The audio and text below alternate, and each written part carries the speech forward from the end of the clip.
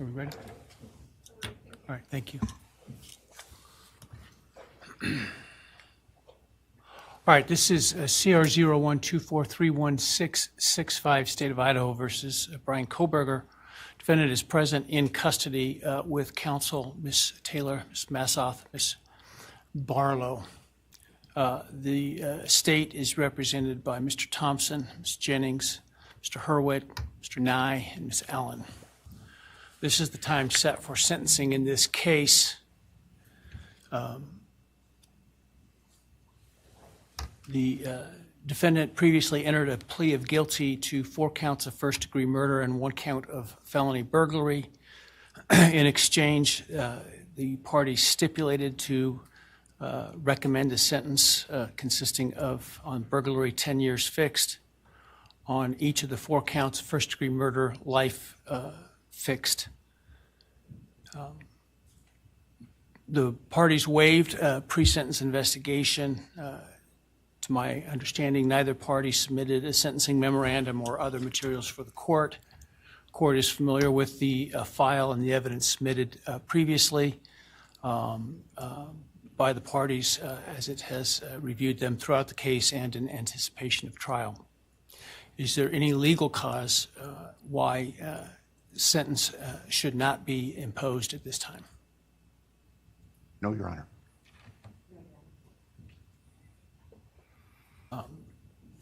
Does the state, before impact statements and arguments, wish to present evidence today? Your Honor, the state does not intend to present evidence in a documentary sense. We have provided the court through the clerk with photographs that we would like to use during the course of our sentencing argument. Sure. All right. Thank you. But no testimony other than impact statements? That's correct, Your Honor. All right. So with that, let's start with then impact statements. Ms. Jennings will be introducing And my understanding, just so I'm clear, I indicated through the trial court administrator that we need to see if any of the victims wish to have the camera not running in audio only. And my understanding is all of them indicated they are fine with the video. Is that correct? Yes, Your Honor, that's correct. All right, very well. Go ahead, Ms. Jennings. Your Honor, the first, and we're taking these in the order, victim impact statements in the order that the charges were listed in the indictment. The first charge being burglary. So we will have Bethany Funka's statement, and she has asked that her friend Emilia Lott read that statement. All right, any objection to that? No objection. All right, very well.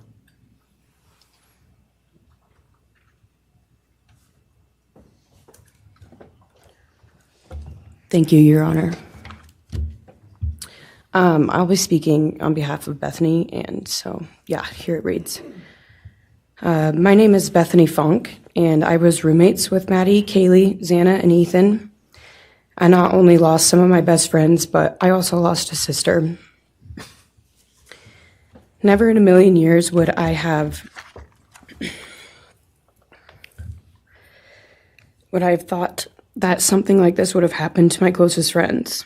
I thought that we were going to wake up and go upstairs, see them and tell them how they had scared us and that they were going to tease us about how we are constantly scaredy cats. I make jokes about it as we would go to Taco Bell like always. But sadly, that is not what happened and what turned out to be my worst nightmare. When I first woke up that morning, I had no idea what happened. I woke up around 7 with a terrible toothache, so I called my dad, who is a dentist, and he asked what I should do. He told me to take Advil, so I did, and I went back to sleep. I was still out of it and still didn't know what happened. If I had known, I of course would have called 911 right away.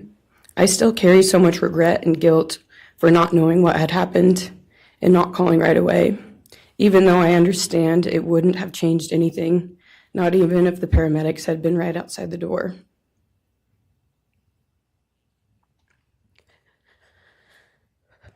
I was so frantic that morning and scared to death, not knowing what had happened.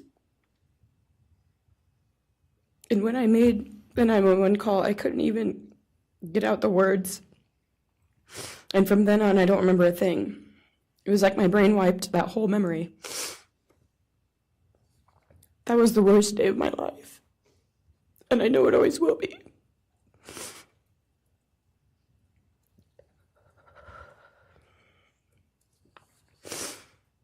While I was still in shock, trying to process the fact that my friends were truly gone, I had been attacked by the public. I was grieving, numb, and unsure of what had happened was even real. And at the same time, I was getting flooded with death threats and hateful messages from people who did not know me at all or know the dynamic of our friendship. Social media made it so much worse, and strangers made up stories to entertain themselves. The media harassed not just me, but also my family. People showed up at our house.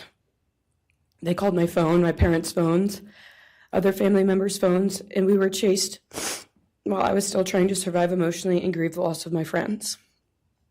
I hated and still hate that they are gone, but for some reason, I am still here and I got to live.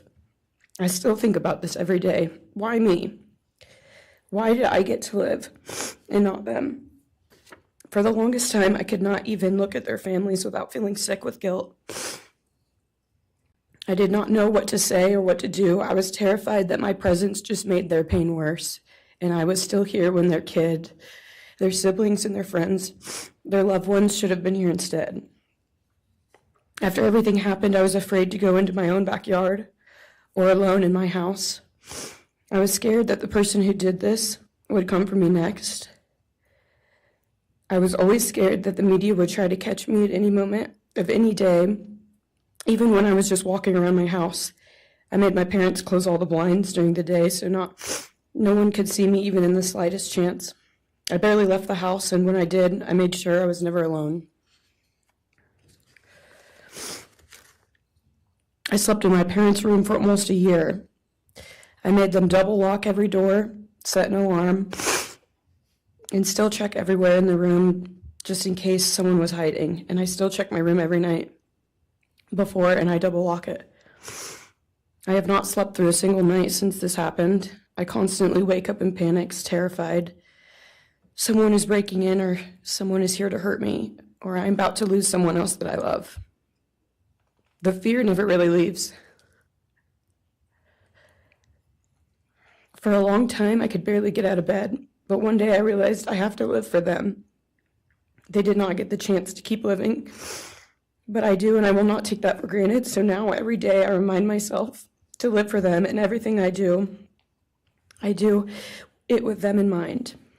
I am still scared to go out in public, but I force myself to do things because I know that they would want me to keep living my life to the fullest.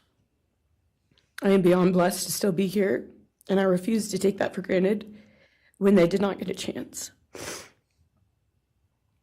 Our house was not just a house, it was a home. It was where we laughed till we couldn't breathe, make meals, did crafts, binge watch reality shows, played games, and spent lazy days on the couch. It was movie nights, wine nights, morning debriefs, pranks, hot chocolate, cookies, and warmth. I would cherish those memories forever, and I will not let what happened erase how special our home was or how much those memories meant to me. Now I would like to share some bits and pieces of who they were as people and some of the memories that we shared. One of my favorite memories was Halloween, and we all went to Sigma Chi. But instead of partying, we just sat in an apartment, talking and laughing all night long. I do not think I've ever laughed that hard in my life. We did not care about the party, we were just happy to be with each other. Xana was 1 in a million. She was the life of the party.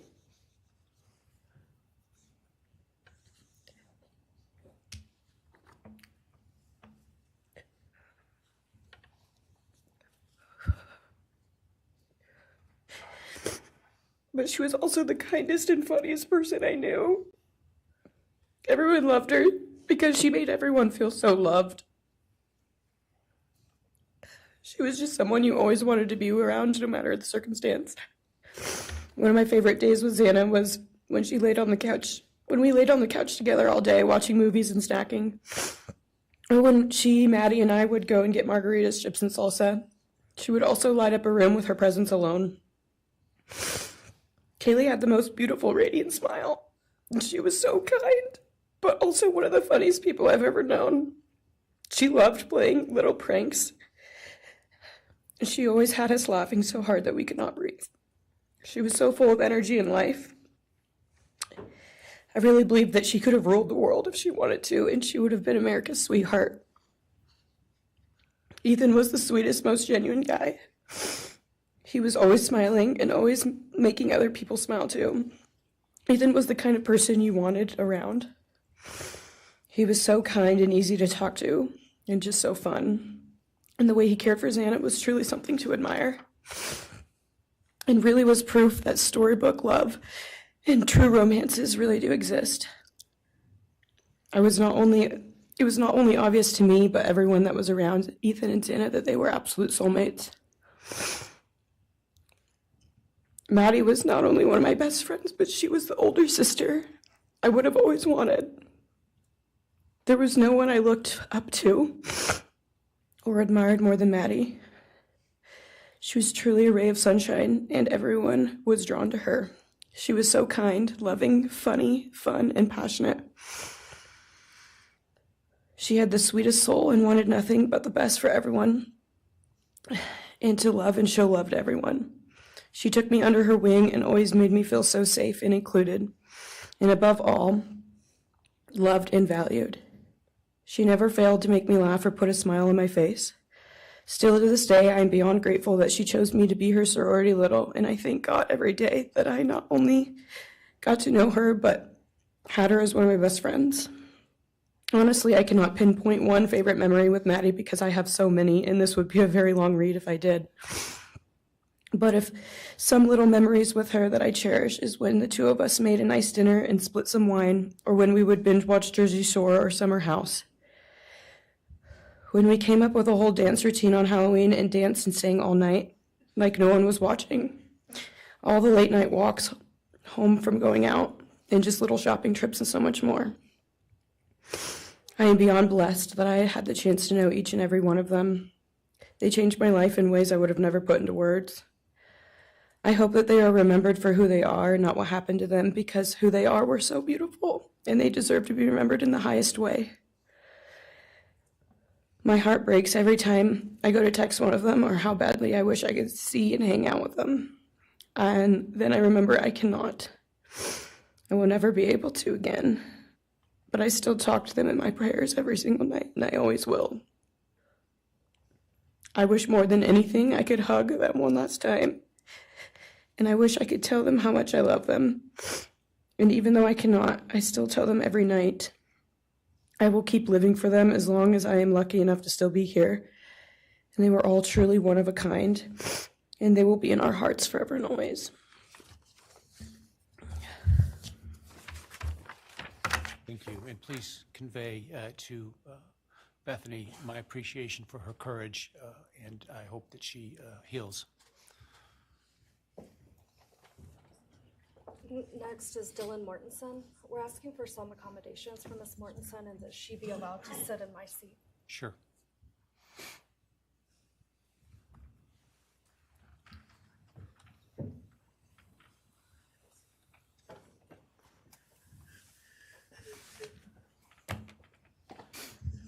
Dylan, just take your time, all right?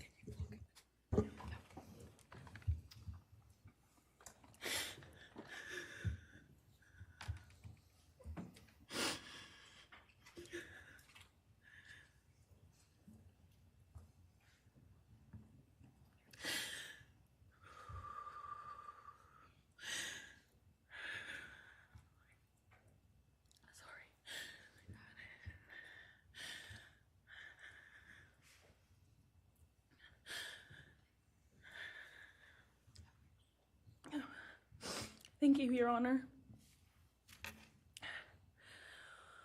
What happened that night changed everything. Because of him, four beautiful, genuine, compassionate people were taken from this world for no reason.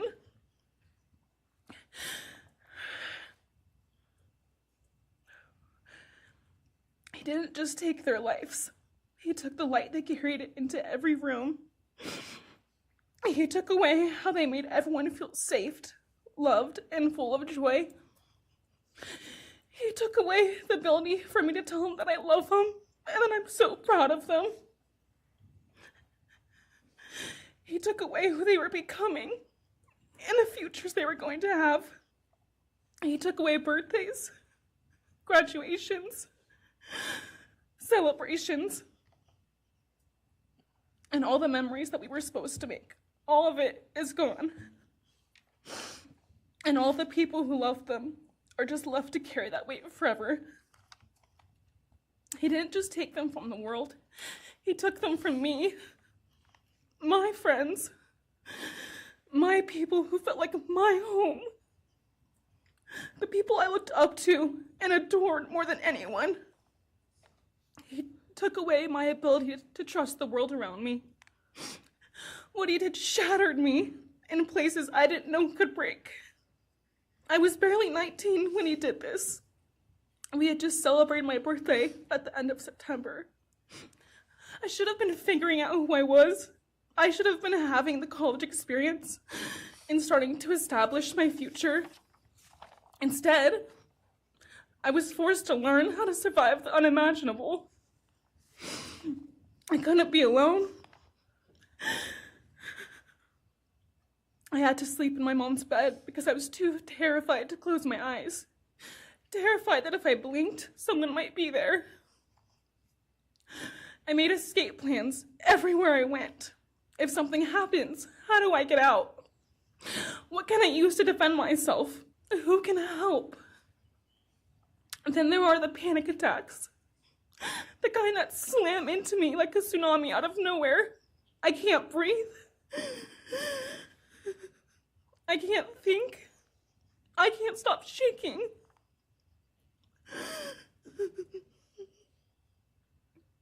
All I can do is scream because the emotional pain and the grief is too much to handle.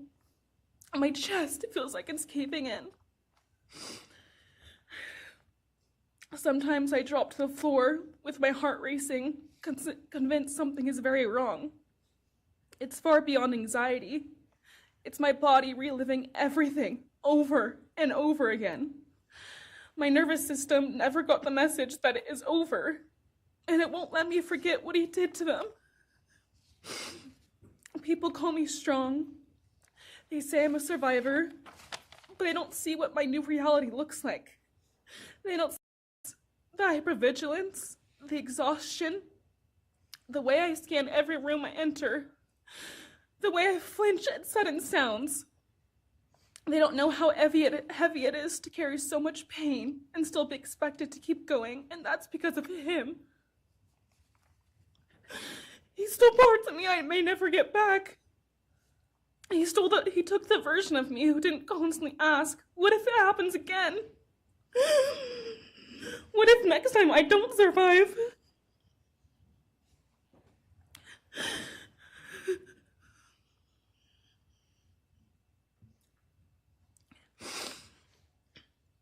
He may have shattered parts of me, but I'm still putting myself back together. Piece by piece, I'm learning how to live in this new version of life. It is not easy. It hurts, but I'm still trying. Still trying, and I'm not trying just for me. I'm trying for them, my friends. About a year ago, I had a dream about them. I got to say goodbye. I told them I won't be able to see you again, so I need to tell you goodbye. They all kept asking why, and all I could say was, I can't tell you, but I have to. When I woke up, I felt shattered and heartbroken, but also strangely grateful. Like maybe in some way that dream gave us the goodbye we never got. Still, no dream can replace them, and no goodbye will ever feel finished. He is a hollow vessel, something less than human. A body without empathy, without remorse. He chose destruction. He chose evil. He feels nothing. He tried to take everything from me. My friends, my safety, my identity, my future. He took their lives, but I will continue trying to be like them, to make them proud. Living is how I honor them. Speaking today is to help me find some sort of justice for them. And I will never let him take that from me. He may have taken so much from me, but he will never get to take my voice. He will never take the memories I had with him. He will never erase the love we shared, the laughs we had, or the way they made me feel seen and whole. Those things are mine. They are sacred, and he will never touch them. I get to feel sadness. I get to feel rage. I get to feel joy even when it's hard. I get to feel love even when it hurts. I get to live. And while I will still live with this pain, at least I get to live my life. He will stay here, empty, forgotten, and powerless. Dylan, thank you so much for your courage. I appreciate it.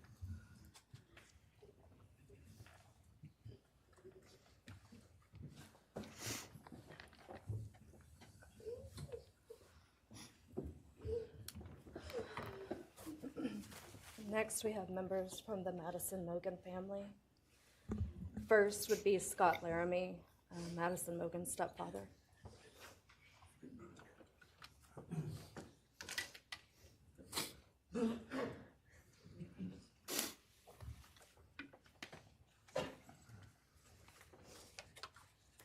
Standing by him is Karen Laramie, Madison's mother. Thank you, Your Honor. My name is Scott Laramie. I'm Maddie Mogen's stepfather and the husband of Maddie's mother, Karen Laramie. I will read this victim impact statement on behalf of Karen and myself. Maddie was our gift of life, our purpose, and our hope. Maddie quickly became Karen's joy, identity, and purpose in life. I joined Maddie's life when she was 2.5 years old. The experience transformed me into a life of joy, love, and family. Maddie was bright, beautiful, kind, empathic. She listened carefully to others and was observant, seeing and caring about the hearts and the minds of all she encountered. She loved music and music festivals. She had a wonderful sense of humor. She excelled in school. She was an easy child to raise, almost never requiring discipline, and almost always giving us parental joy. One time Karen remembers disciplining Maddie as a little girl. Maddie responded, "You broke my heart," which of course melted ours. She had a keen wit, even at that young age. As she transitioned into teenage years, she prioritized us and extended family over many of the distractions that capture teenagers. She showered us with her presence and love at family events, barbecues, picnics, birthdays, holidays, and others. She spent countless hours with her papa, her Uncle David, Aunt Nadine, and her other close family and friends.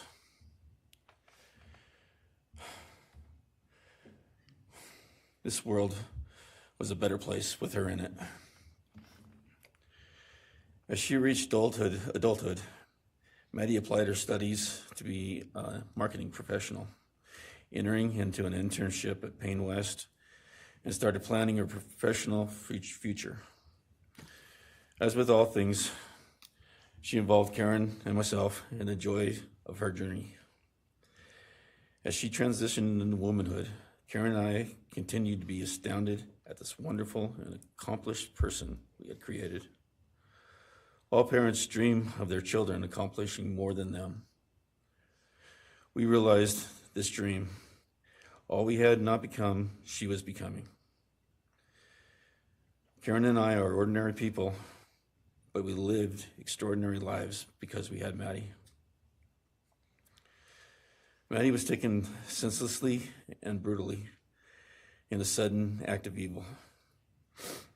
She was taken along with the young, promising, and bright lives of Kaylee, Xana, and Ethan.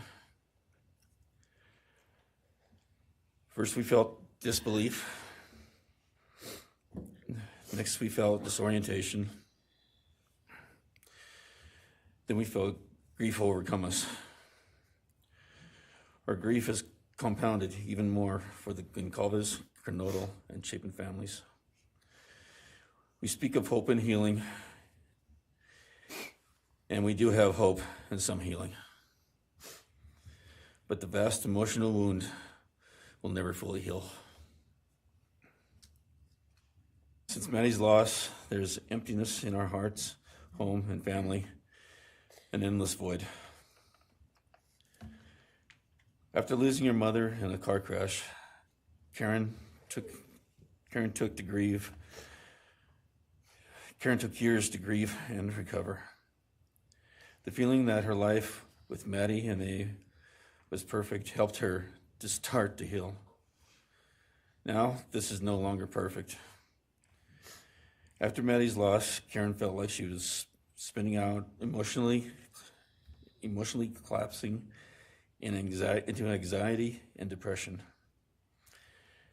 She sometimes asks, how am I supposed to go on when I've lost my favorite person in the world? I felt the same, and we continue to struggle. The loss of Maddie has impacted so many beyond our family. Her second family is her sorority sisters who grieve alongside us. She has so many close friends who suffer from her loss. We will continue to be.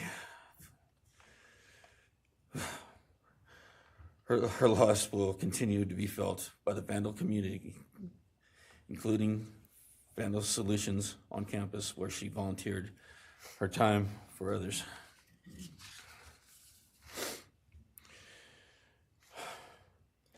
It helps us to know Maddie is in heaven now, freed from the trials of this earth. We, however, continue to live on without the grace and support of her presence. We will grow old without our only child, our bright, beautiful friend and daughter. In the end, there are no words that can accurately capture the devastation of losing Maddie. We will endure, and we will go on. For Maddie, we will not let our grief consume us. For Maddie, we will continue to love and care for our family and friends, including the families of Kaylee, Xana, and Ethan. We will remain united with them. We can only hope that others out there suffering similar losses can look to us and see that we can overcome hatred, darkness, and evil. We know the law allows us to comment on the defendant and his sentence. As for his sentence, we support the plea agreement. Society needs to be protected against this evil. As for the defendant, we will not waste words, nor will we fall into hatred and bitterness. Evil has many faces, and we now know this, but evil does not deserve our time and attention. We are done being victims. We are taking back our lives. We will turn our time, talents, and attention to hope, healing, and helping others, and to the future. We invite all those who have suffered with us on this to join us in our journey. We can make this world a better place. We can move on from tragedy. Adversity will visit us evil will visit us, but we will overcome. We can and will endure. Karen and I express our gratitude to Your Honor and to the prosecution team for allowing us the opportunity to make this statement. Thank you. Thank you so much for your courage, and I am so sorry for your loss. God bless you. Your Honor.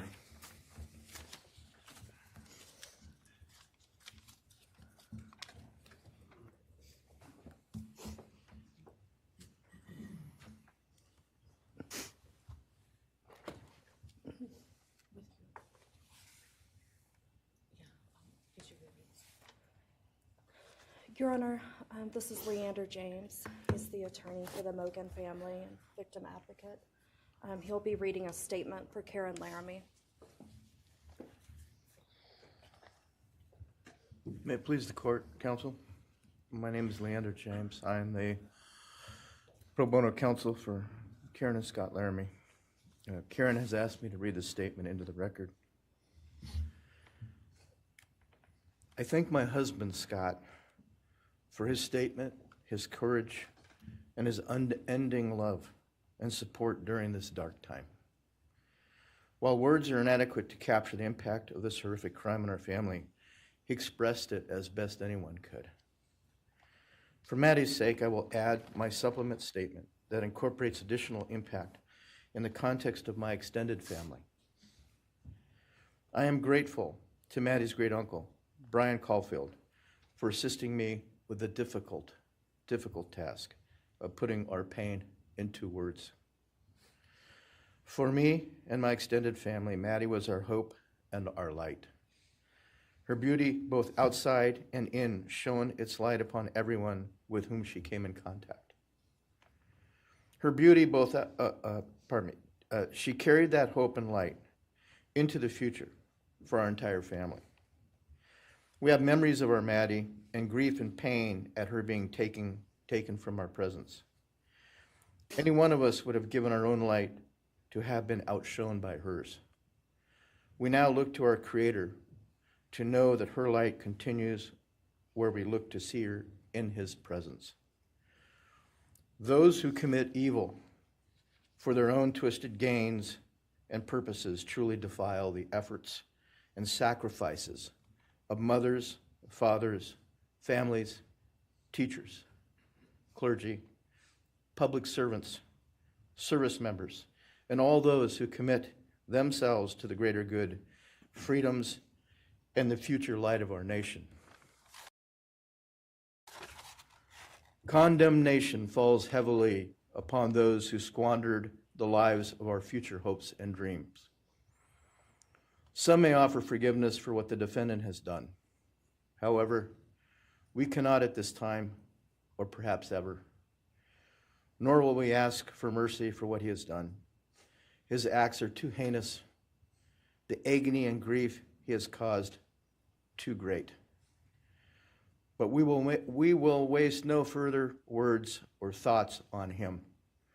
For Maddie's sake, we will move on. We will do our best to carry Maddie's light into this world and make it a better place.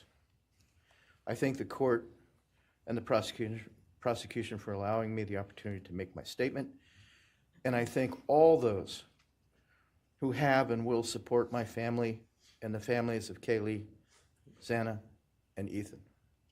Thank you. Thank you. Thank you, Mrs. Laramie. Appreciate it.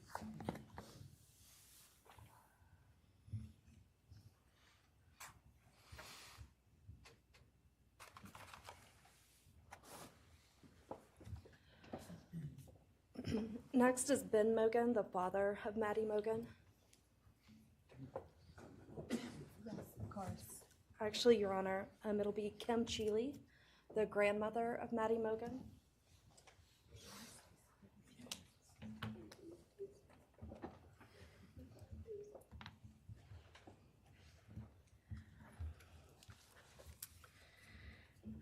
My name is Kim Cheeley. I was Maddie Mogen's paternal grandmother, as Ben Mogen, her father, is my son.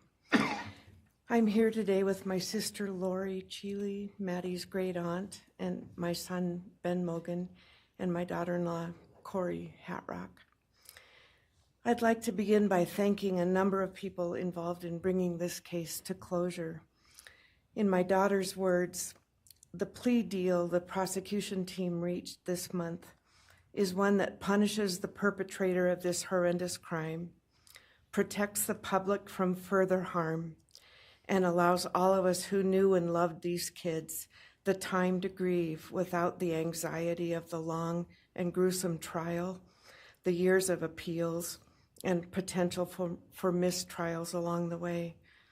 My family and I are so grateful to Bill Thompson and his prosecution team for their dedication and painstaking work that forced the perpetrator to admit his guilt. We want to thank the Idaho State Police, the Moscow Police Department, the FBI, and Judge Hippler. We'd also like to thank the University of Idaho officials who have treated the families of the victims with such dignity and kindness, and who have honored the 4 victims beautifully. Maddie was my first grandchild, so when she was born, all her grandparents had the distinct pleasure of deciding what we'd like to be called. I chose Nana, pretty original. But when Maddie was about a year and a half old, her papa, Ben's dad, and I were planning to visit the new little family in Oregon. Maddie didn't have an extensive vocabulary at the time, but for some unknown reason, she called bananas ba-deedle-deedles. When Karen and Ben told her Nana was coming to visit, she figured, I say deedle-deedle for that word. So I became deedle-deedle, shortened to Deedle when she was about 6 or 7, and I was Deedle all her life. I don't think her stepdad, Scotty, ever knew my given name was Kim. Maddie's and my birthdays were one day apart, and a couple years before she was killed, she gave me this necklace with Deedle and Maddie engraved on it, and I added an angel wing, and it's one of my treasured possessions. I also got an angel wing tattoo, never thought I'd see the day, but along with many members of our family, replicating the one that Maddie and her sorority sisters had. I wanted mine where I could see and touch it often. From preschool through grade school, I stopped teaching piano lessons early on Wednesdays and picked Maddie up for bubble baths, brownies, and books. It was our special time together. And she went home those nights in her jammies with a pan of warm brownies for her family. Although Karen and Scotty raised Maddie and did such a lovely job of parenting, we Mogens were lucky to have her for holidays and many other family gatherings.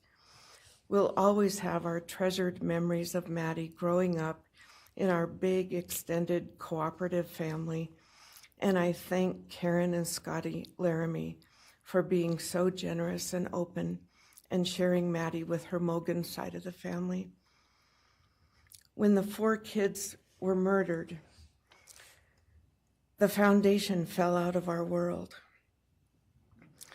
Initially, the fear was truly debilitating. The first 6 weeks were excruciating.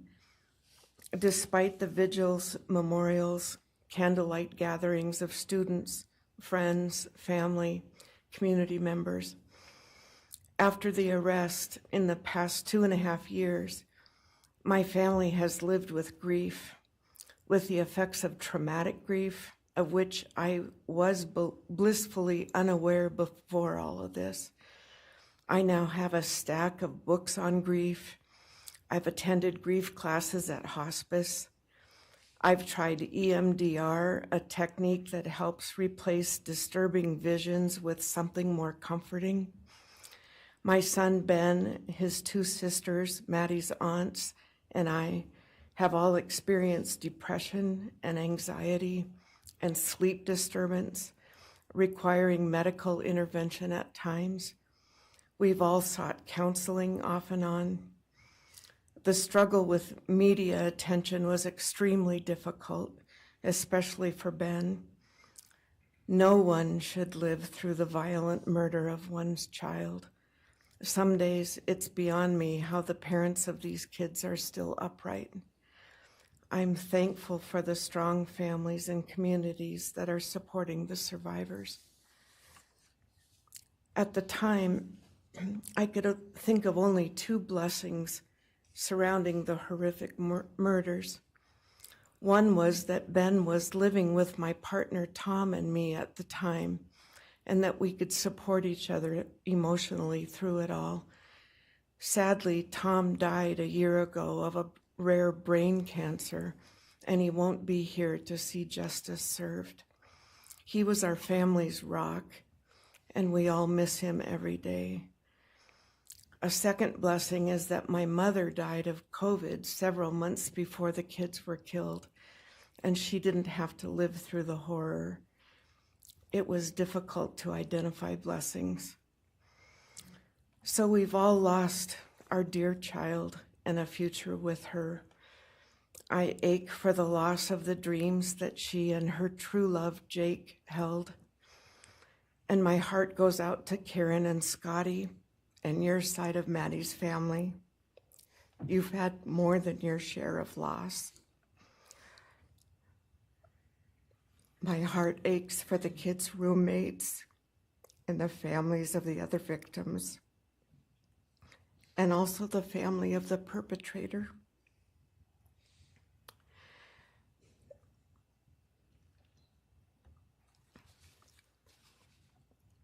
Going forward, we Mogens are choosing to put our energy and focus into honoring Maddie's too short life and sweet spirit by celebrating Maddie May Day, which my two daughters established.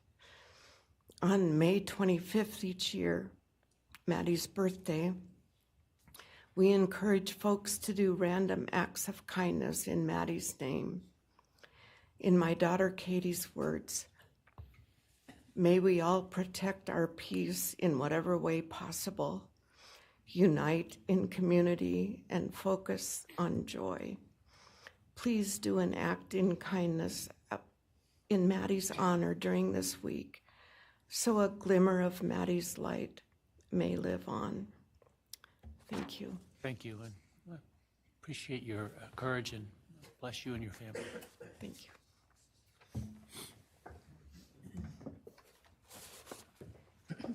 Now is Ben Mogen, Maddie Mogen's father.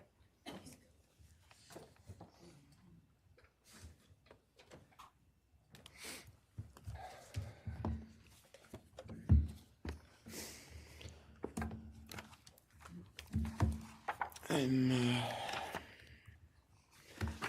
Benjamin Mogen. I'm Maddie's dad.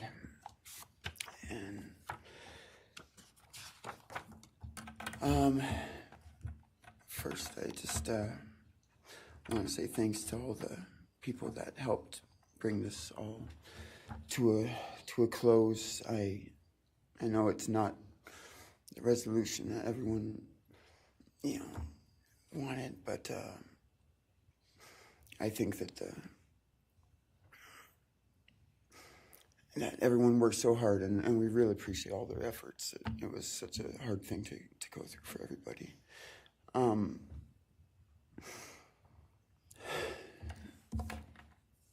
Maddie was my only child that I ever had. She's the only great thing I ever really did, and the only thing I was really ever proud of. And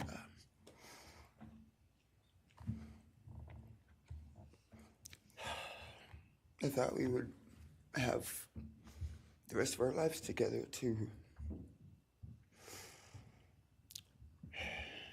be together and to know each other, and I took for granted the times, she was in college, and I thought, oh, well, we'll have the rest of our lives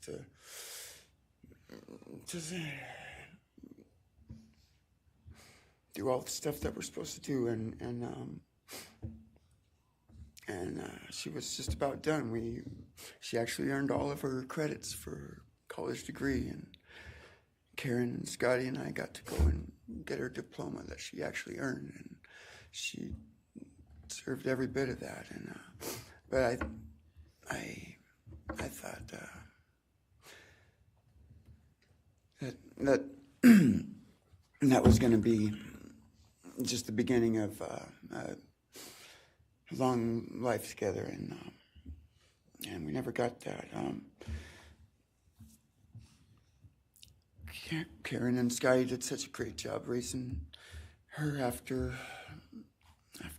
Karen and I split up, and I'm so thankful for Scotty and the role that he played in her life when I wasn't able to. But we got to spend a lot of great times together, Maddie and I. She was my favorite person to go to a concert with. We got to see some fun shows together, and I told her, if there's ever a show that you want to go to, you let me know, and I'll get you tickets for you and your friend, or if we want to go together, we'll make it happen. And my favorite memory with her was when the Mac Miller show sold out here in Spokane, and everyone wanted tickets, no one could get them, and on the last day before the show, they did a radio thing, and I got 4 meet and greet tickets for Maddie and her friends and me to go and see the show, and that was her favorite artist at the time, was Mac Miller, and he's gone now too, and my little cousin Zach drove us all there that night, and he's gone too, tragically, and anyway, the last thing that she ever wrote to me was this Father's Day card, and I'm so glad I still have it. I'm just going to read what she said. It says, "Happy Father's Day. I hope you have the best day. I can't wait till we can hang out again soon. I'll be in Coeur d'Alene, 6:24 to 7:4. Hopefully we can find a time then. I loved your birthday card that you sent me, by the way. Maybe we can see a concert sometime soon. I'd love to see the gorge when it's not so smoky out. I hope you're doing well. I'm proud of how far you've come. Thank you for always encouraging me to do my best. Love you lots and lots. Love, Maddie May." She did encourage me to not just to do my best, but to live on. I went through a lot of issues with addiction and with substance abuse, and when I wasn't wanting to live anymore, she was what would keep me from just not caring anymore, and knowing that she was out there and that she was just such a beautiful person kept me alive a lot of rough moments, and I'm so glad that she was able to meet Jake. He was the only one that actually ever got to take her to the gorge. They went and saw Watershed together, and yeah, they had a heck of a time. I'm just glad she got to. That's a really special place for me, and she always wanted to work out there with me in the summer sometime. And she never got to, but at least she got to see it once with Jake. He was such a great guy. He is such a great guy. And I really wanted to see what a future with them would have looked like. I'll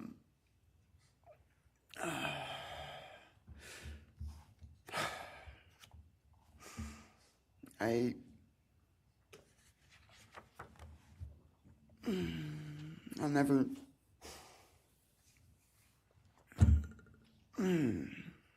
be able to replace her. I wrote a bunch of stuff. I just don't know what to say right now. I just miss her so much, and I just love her more than anything. And it shouldn't have happened. And a death sentence is one thing, you know when it's going to happen, and it's going to be all gentle and stuff. But, life without parole, with a building full of people that all just want you to not be around anymore, and winking at every morning, not knowing if that's the day they're going to pull your card. I mean, it's not a very nice sentence either. So, I don't know. I just love you, Maddie, and I wish you were still here. Thank you so much.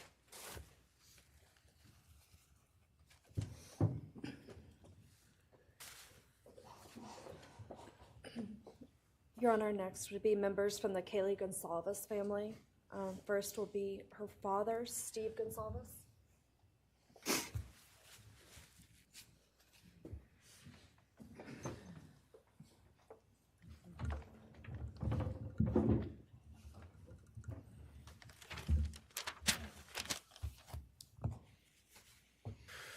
Today, we are here to finish what you started.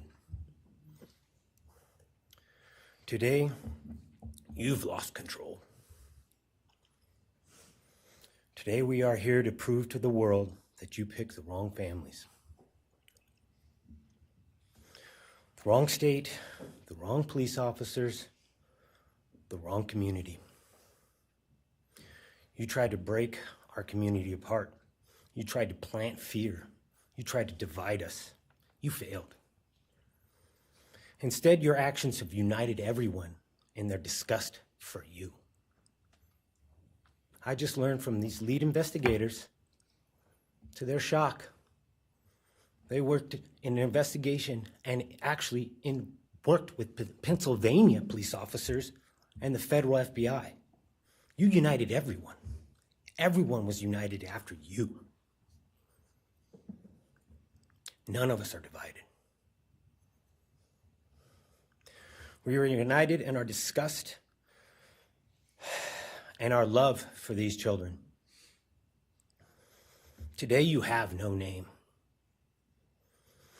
Because when this all started, we all came together and we said, let's stop even talking about his name and just use initials. So even the media just calls you BK. That's all you are. Looking back when the police officers knocked on my door, told me what happened to my child, told me what happened to Maddie Mae, I don't think he was even out of the driveway before my kids turned around, looked at me and said, what do we do, Dad? I told them, you get to work. You get your ass to work. And we started calling, we started texting, we started emailing. And you know what? Within hours, we had your white car on the camera. We knew from the very beginning we had you. Police officers tell us within minutes they had your DNA, like a calling card. You were that careless, that foolish, that stupid. Master degree, you're a joke, complete joke. But we took this disaster and we did what we could.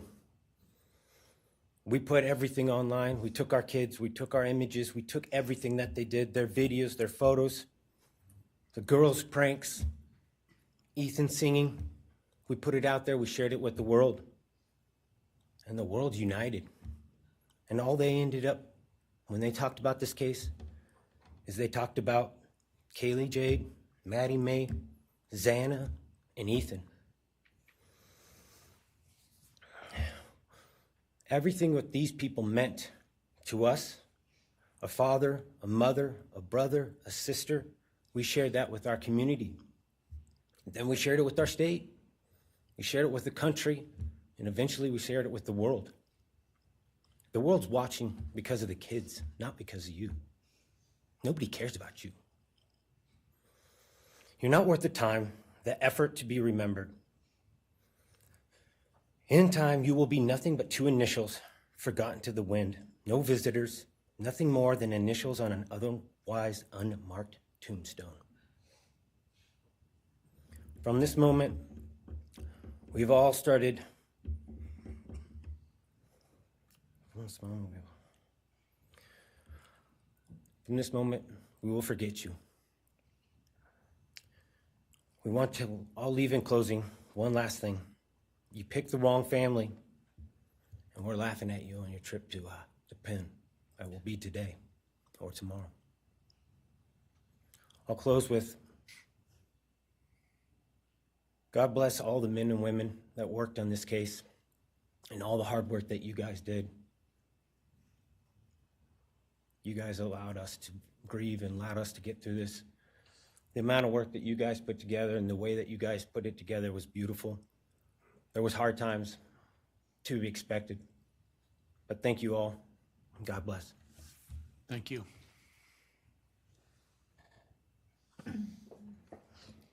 Your Honor, next is Stephen Goncalves, Kaylee's brother.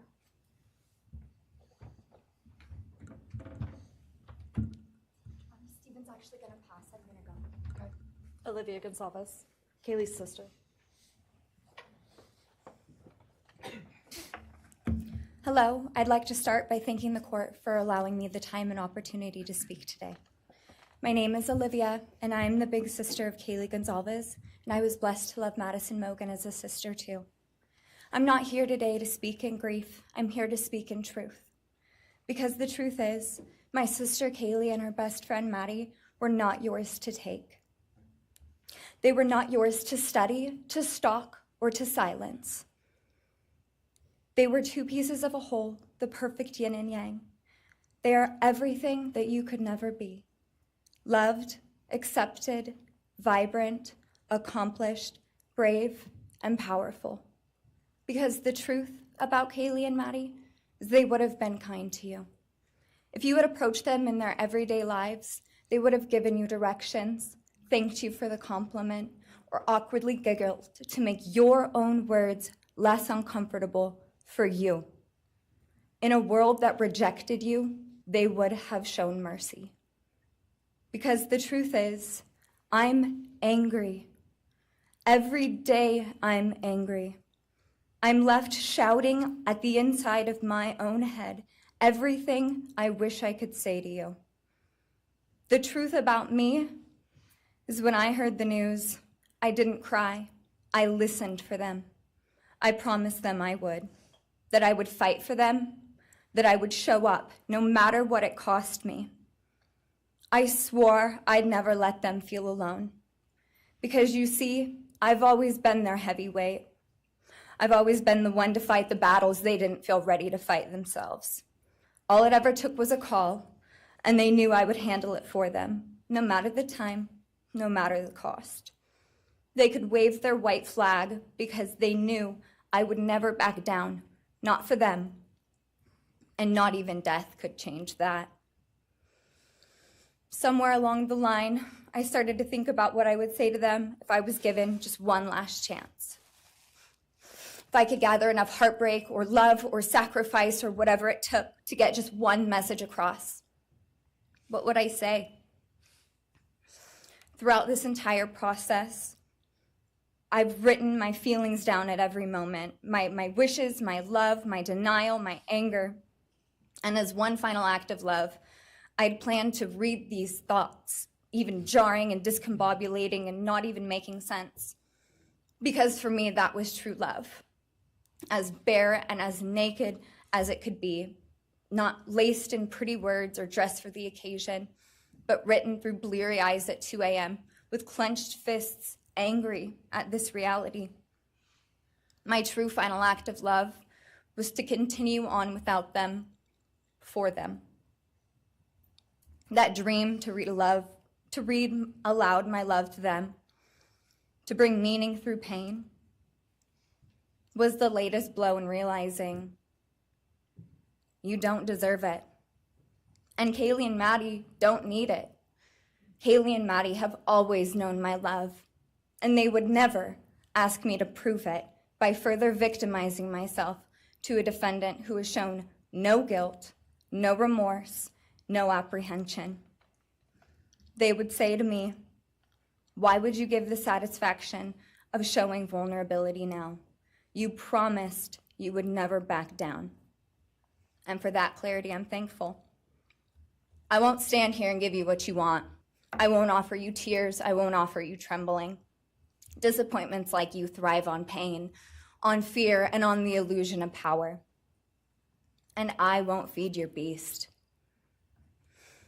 Instead, I will call you what you are. Sociopath, psychopath, murderer. I will ask the questions that reverberate violently in my own head, so loudly that I can't think straight most any day. Some of these might be familiar, so sit up straight when I talk to you. How was your life right before you murdered my sisters? Did you prepare for the crime before leaving your apartment? Please detail what you were thinking and feeling at this time. Why did you choose my sisters? Before making your move, did you approach my sisters? Detail what you were thinking and feeling. Before leaving their home, is there anything else you did? How does it feel to know the only thing you failed more miserably at than being a murderer is trying to be a rapper? Did you recently start shaving or manually pulling out your eyebrows? Why November 13th? Did you truly think your Amazon purchase was untraceable because you used a gift card? How do you find it enjoyable to stargaze with such a severe case of visual snow? Where is the murder weapon, the clothes you wore that night? What did you bring into the house with you? What was the second weapon you used on Kaylee? What were Kaylee's last words? Please describe in detail the level of anxiety you must have felt when you heard the Bearcat pull up to your family home on December 30th, 2022. Which do you regret more? Returning to the crime scene 5 hours later, or never, ever going back to Moscow, not even once, after stalking them there for months? If you were really smart, do you think you'd be here right now? What's it like needing this much attention just to feel real? You're terrified of being ordinary, aren't you? Do you feel anything at all? Or are you exactly what you always feared? Nothing. If you're so powerful, then why are you still hiding, defendant? You see, I'm here today as me. But who are you? Let's try to take off your mask and see. You didn't create devastation. You revealed it in yourself. And that darkness you carry, that emptiness, you'll sit with it long after this is over. That is your sentence. And it was written on the wall long before you ever pled guilty. You didn't win. You just exposed yourself as the coward you are. You're a delusional, pathetic, hypochondriac loser who thought you were so much smarter than everybody else. Constantly scolding, turning your nose up to grammar mistakes, nitpicking and criticizing others. You wanted so badly to be different, to be special, to be better, to be deep, to be mysterious. You found yourself thinking you were better than everyone else, and you thought you could figure out the human psyche and see through it, all while tweaked out on heroin. Lurking in the shadows made you feel powerful because no one ever paid you any attention in the light. You thought you were exceptional, all because of a grade on a paper. You thought you were elite because your online IQ test from 2010 told you so. All of that effort just to seem important. It's desperate. There is a name for your condition, though. Your inflated ego just didn't allow you to see it. Wannabe. You act like no one could ever understand your mind, but the truth is you're basic. You're a textbook case of insecurity disguised as control. Your patterns are predictable. Your motives are shallow. You are not profound. You're pathetic. You aren't special or deep, not mysterious or exceptional. Don't ever get it twisted again. No one is scared of you today. No one is intimidated by you. No one is impressed by you. No one thinks that you are important. You orchestrated this like you thought you were God. Now look at you, begging a courtroom for scraps. You spent months preparing, and still all it took was my sister in a sheath. You work so hard to seem dangerous, but real control doesn't have to prove itself. The truth is, the scariest part about you is how painfully average you turned out to be. The truth is, you're as dumb as they come. Stupid, clumsy, slow, sloppy, weak, dirty. Let me be very clear. Don't ever try to convince yourself you mattered just because someone finally said your name out loud. I see through you. You want the truth? Here's the one you'll hate the most. If you hadn't attacked them in their sleep, in the middle of the night, like a pedophile, Kaylee would have kicked your fucking ass. Thank you. Thank you.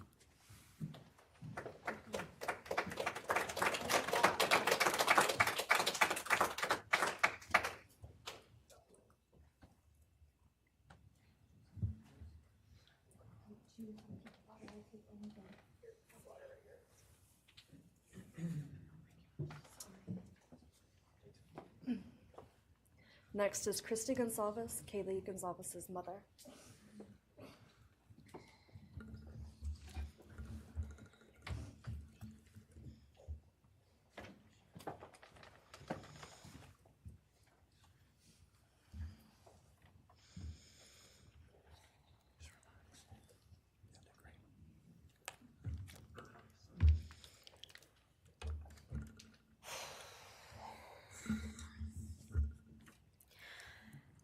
Thank you, Your Honor.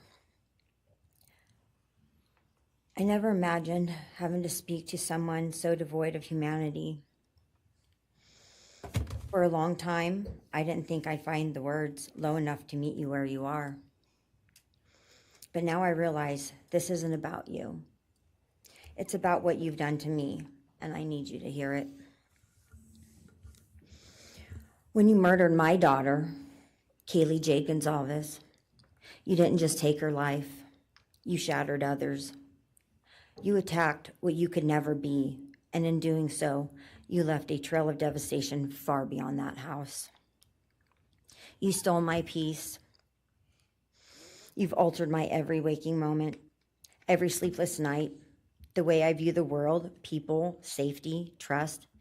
It's all been changed by your cruelty. I no longer recognize parts of myself. Joy is harder to find. Laughter feels foreign. The world moves forward, but I'm suspended in a place of sorrow and rage. You've taken from me something that can never be restored. The grief sits with me every day, some days quietly, and other days so loud it drowns out everything else. The emotional toll you've inflicted on me is immeasurable. I live with a constant ache, with birthdays that are now memorials, with holidays that feel hollow, with empty chairs that scream louder than words ever could. I am forever changed. But for you, as a person working on a PhD in criminal justice, you really didn't think this one through. You're not that good.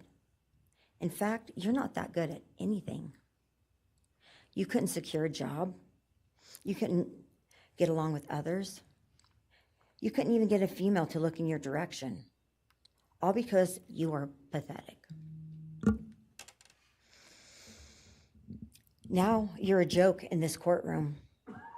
I wish I could crown you with a jester hat to complete your orange jumpsuit clown look. A dead killer doesn't kill again.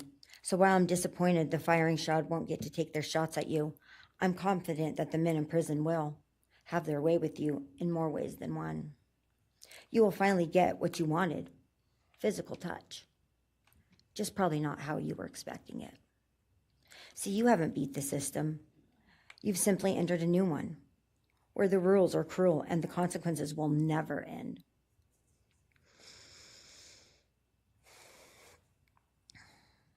You are entering a place where no one will care who you are and no one will ever respect you. You will be forgotten, discarded, used, and erased. You will always be remembered as a loser, an absolute failure. And when those prison doors slam shut behind you, I hope that sound echoes in your heart for the rest of your meaningless days. I hope it reminds you of what we all already know. You're nothing. May you continue to live your life in misery. You are officially the property of the state of Idaho, where your fellow inmates are anxiously awaiting your arrival. But it's okay, because they're there to help you. Hell will be waiting. Quick message from our youngest daughter. Aubrey wanted to say, you may have received A's in high school and college, but you're going to be getting big D's in prison. Thank you.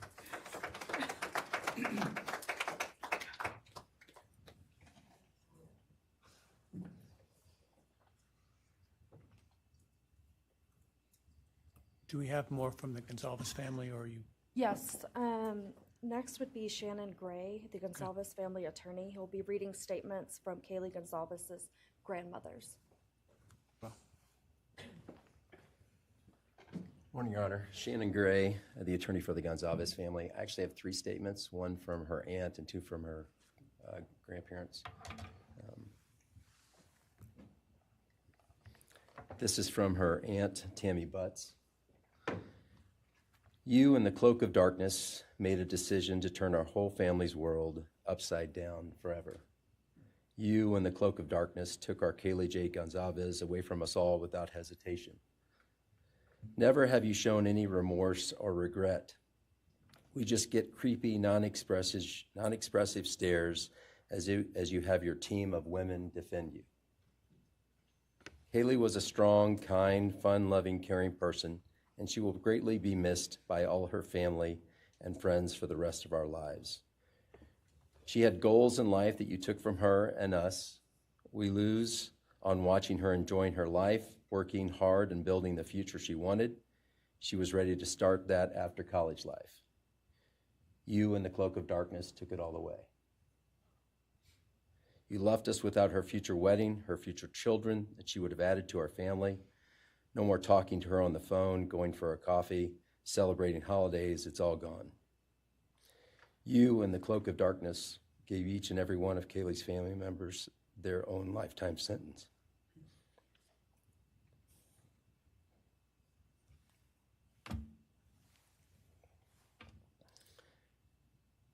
You, in the cloak of darkness, also took our Maddie Mae from all of us. She was so genuine, caring, polite. She was part of our family. You came in, harmed our children that were younger women than you in their own beds. You're nothing, you're a coward. It's not right that you have received life. I pray that you meet your end in the cloak of darkness, burn in hell. I have 2 other statements, Your Honor.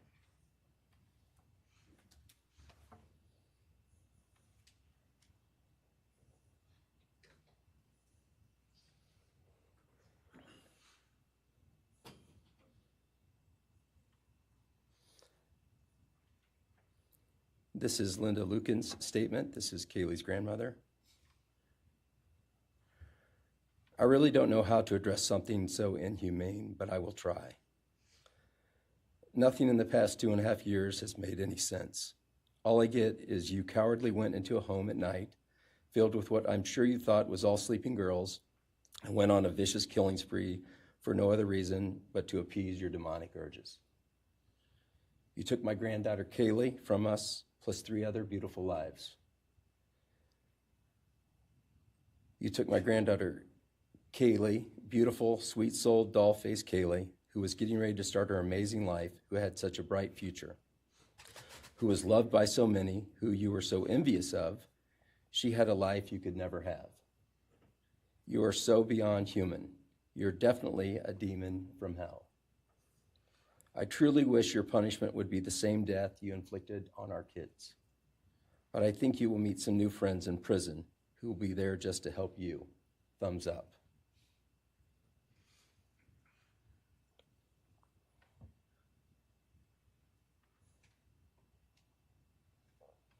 And I have one last statement, Your Honor. This is from Cheryl Goncalves, Kaylee's other grandmother.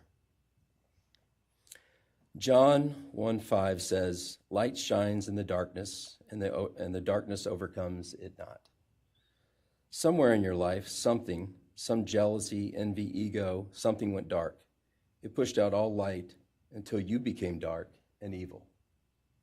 And when you saw my granddaughter and her friends, their light, because they have such a light, you couldn't stand it. Because the darkness in you could not stand the light in them. And so you decided to destroy it. Cowardly, you walked into their rooms in the dark and took their lives, hoping to get rid of your darkness. But you didn't. You failed. Because you know what was once a light shown only to their friends, families, and loved ones is now all over the world. Everyone sees it. Their smile, their beauty, their plans, everything they were and had.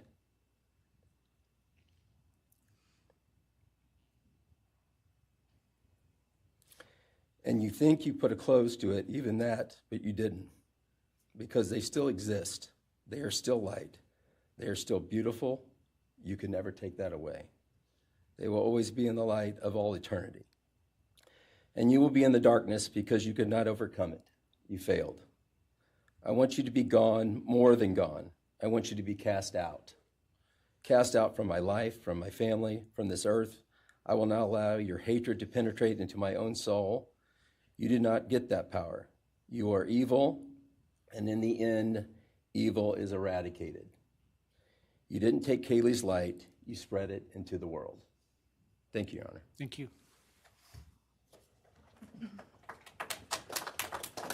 All right. Are you moving to a different family now? All right, why don't we take a 10-minute recess, all right?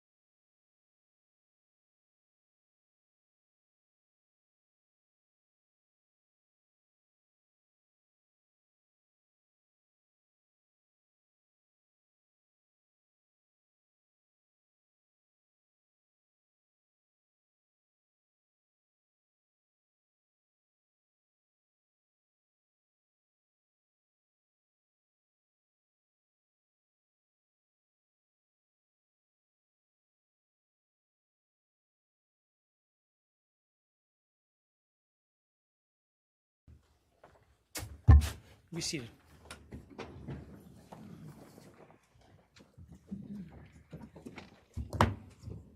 All right, Ms. Jennings. Thank you, Your Honor. The next family is the family of Xana Kernodle, and first would be Jasmine Kernodle, Xana's sister.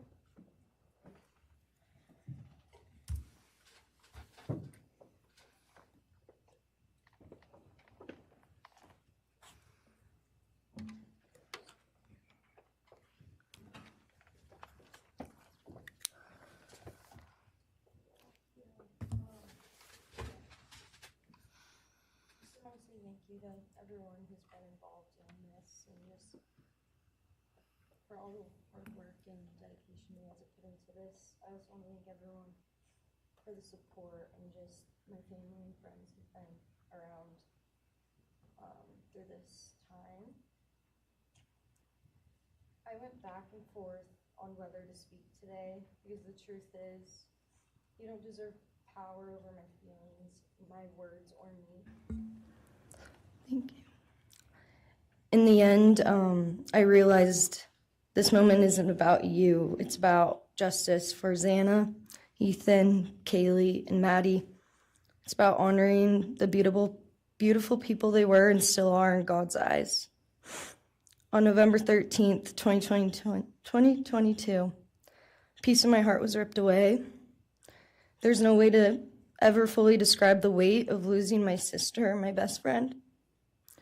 No sentence or punishment will ever come close to the justice Xana, Ethan, Kaylee, and Maddie deserve. Xana was everyone's best friend. She was kind, she was funny. She was a gift to each person she was able to make an impact on. Xana was someone I turned to when I needed direction or advice. Although I am her older sister, I often found myself looking up to her. She had a radiant energy that everyone loved, and she always knew the right way to approach a problem. She knew how precious and special life was, and she truly did live every day to the fullest. Yet her story was cut short by an act of evil. I believe in a God whose justice is not bound by this courtroom. I find peace knowing that judgment ultimately belongs to Him. For your sake, I hope one day you feel the full weight of what you did. I hope you take accountability. I hope you truly experience the guilt and you surrender yourself to Jesus Christ. Because no punishment on this earth can ever compare to the isolation and pain of eternal separation from God. Xana deserved more. They all did. But I come here to say this. I am strong. I am brave. I'm a fighter, just like Xana. And you don't get to control how I move forward or what I believe. I walk with the comfort of knowing I will see my sister again. Xana didn't get the future she deserved. She won't be the maid of honor at my wedding, the cool aunt to my future children. I'll never hear her laugh or see her light up a room ever again. But I will carry her with me for the rest of my life. I will live in her honor, fight to be the best kind of woman and someone she's proud of, to make sure the world never forgets who she was. Xana's story doesn't end with what was taken from her. It lives through the love she gave, the people she touched, and the legacy our family will protect. Her light still shines, and her voice will echo louder than this pain. You didn't take that from us, and you never will. Thank you.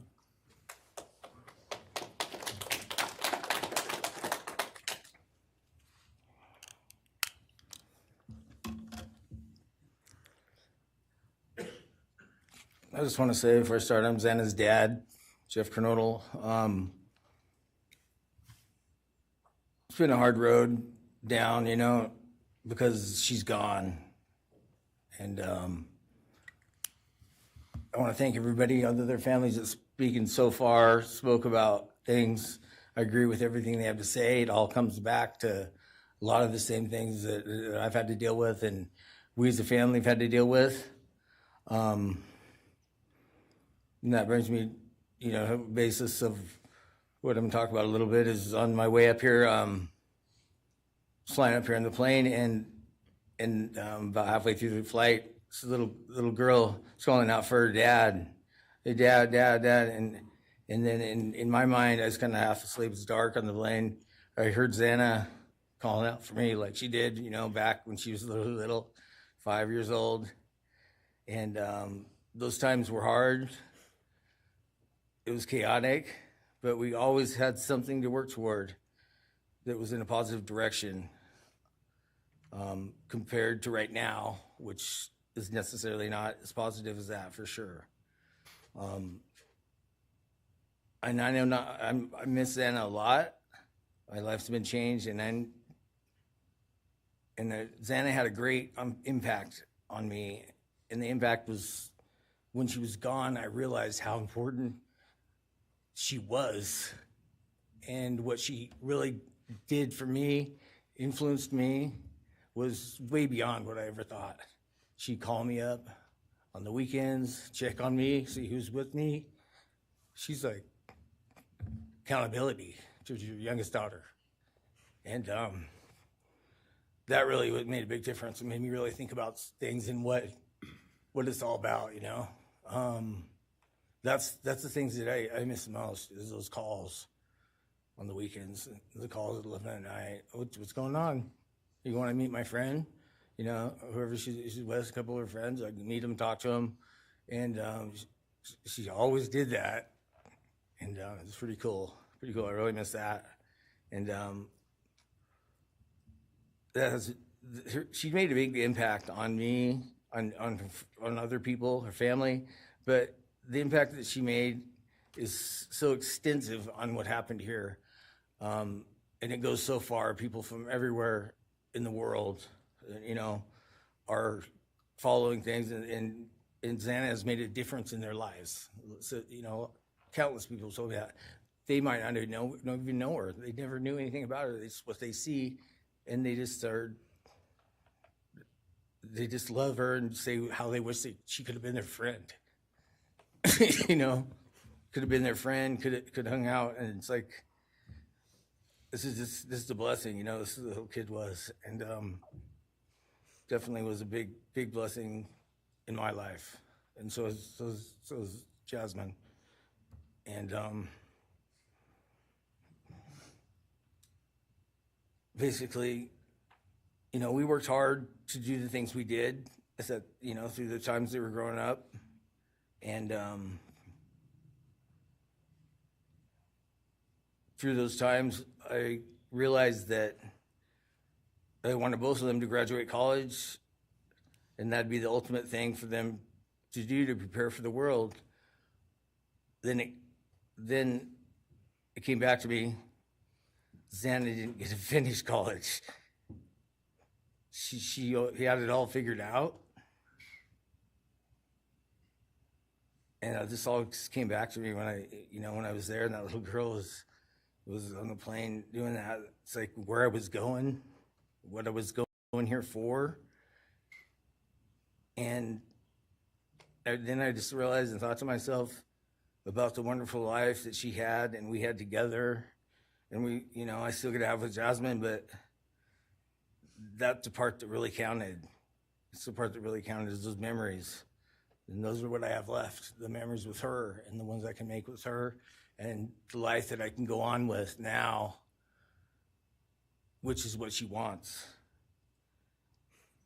And I say that in present tense because that's what she wants, because I've been told that, I've been countless ways that she's out there and has a way to communicate, which I'm very grateful for.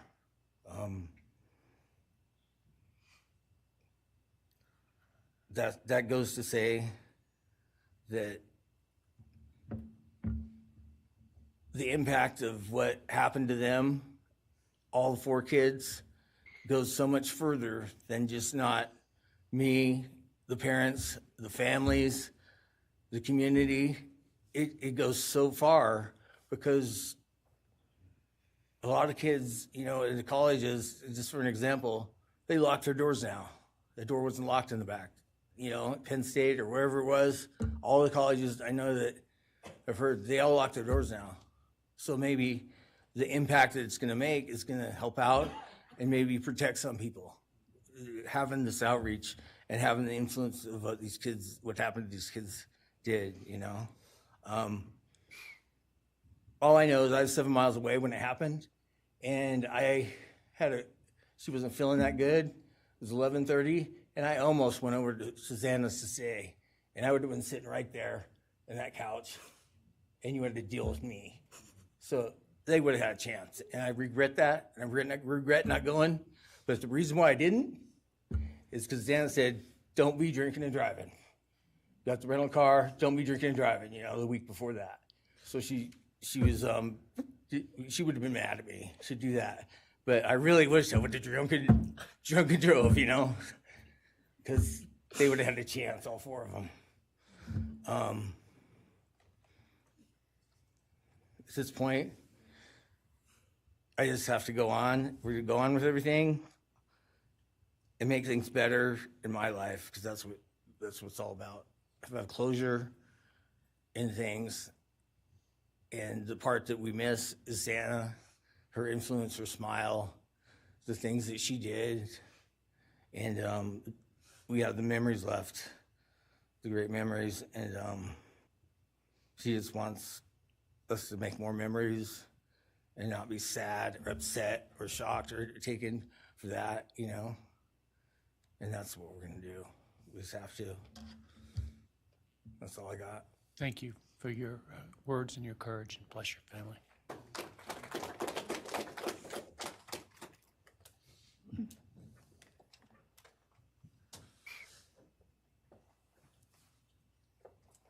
Next, Xana Kernodle would like to address the court.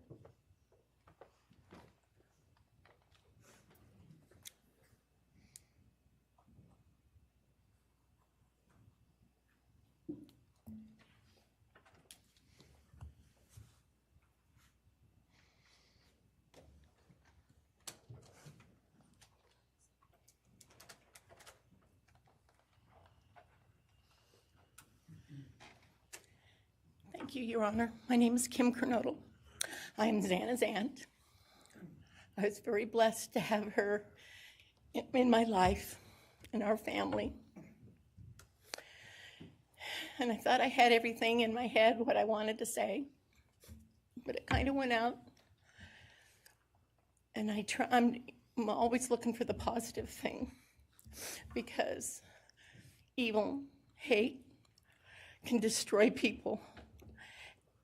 And that's what it started doing with our family. It created anger with our family members.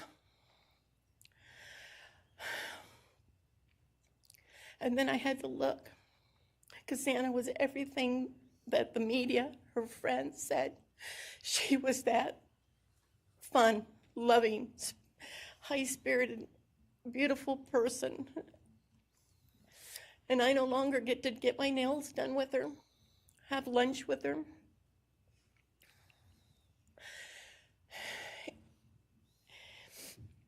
Sorry. But how I look at it now is this tragedy, this horrible tragedy on all of the 4 children, has brought us closer. You united us with your actions. We're united now, and we're stronger than ever. We have family and friends now that we never knew we had.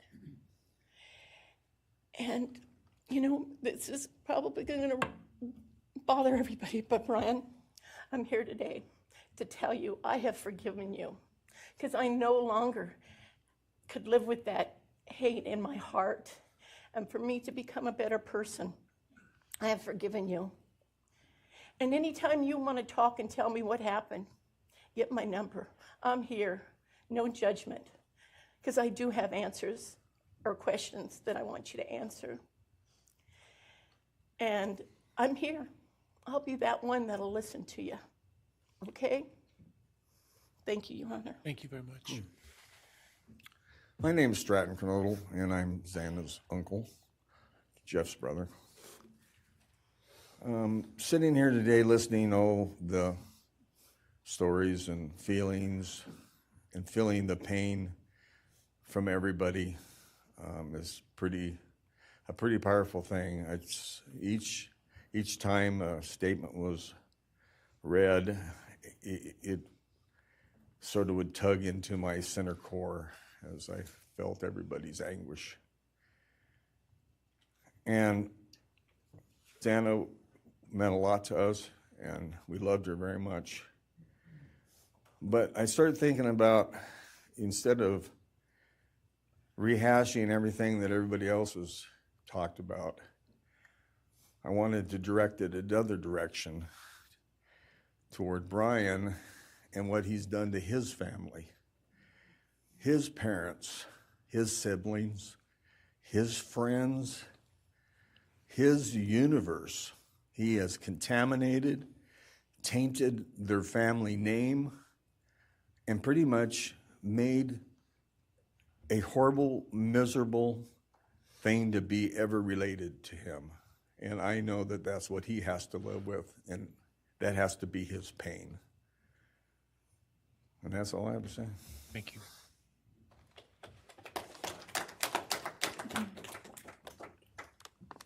Next, Your Honor, I believe Randy Davis, stepfather to Xana Kernodle, would like to address the court.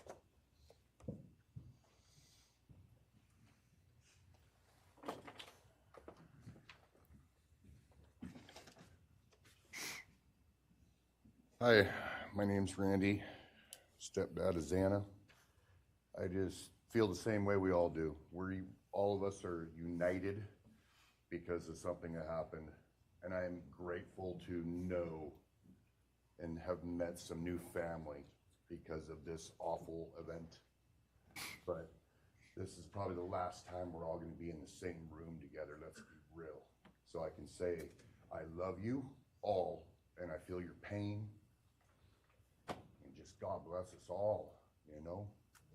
Just get through it. I had stuff wrote up. It was probably best I didn't read it out. Probably get kicked out of here, so. You know, I'll share one thing to you guys, not to you, with Xana. So I was working in North Dakota and came home, and Jazzy and Xana had taken our son Elijah and put him in a dress, makeup, and it was awful, you know. I was like, I don't know. She was funny. I told her she'd be in the movies and be somebody great one day like that. And now she is just above us as an angel with all the other beautiful kids. So let's hold that to our hearts, because this evil thing is not going to take nothing from us. You, man, I don't know what my limits are here, but I'm really struggling, dude. I am struggling. So I want to just be out in the woods with you just so I can teach you about loss and pain. I love God. I wouldn't take your life. That's up to him. But I guarantee you, you are weak. God, I would just give a moment, man, 5 minutes out in the woods. Oh, man. Ooh. You're going to go to hell. I know people believe in other stuff. You're evil. There's no place for you in heaven. You took our children. You are going to suffer, man. I'm shaking because I want to reach out to you, but I hope you feel my energy, okay? Go to hell.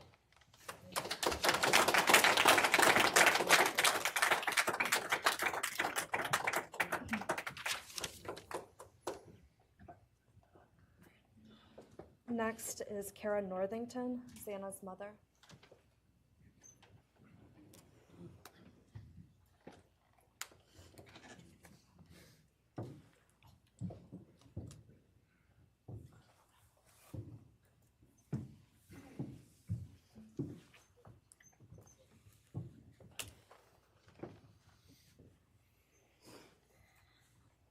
I'm Kara Northington. I am Xana Kernodle's mother. This letter is to you, really. But it is for my daughter, who was murdered by you. Today I stand before you, the man who is responsible for murdering my beautiful daughter, Xana Kernodle. My daughter was beautiful both inside and out. She possessed love for those around her and had a light so bright it will live on forever in our hearts. She brought joy and laughter to her friends, her family, and anyone in her presence. Our Lord and Savior, Jesus Christ,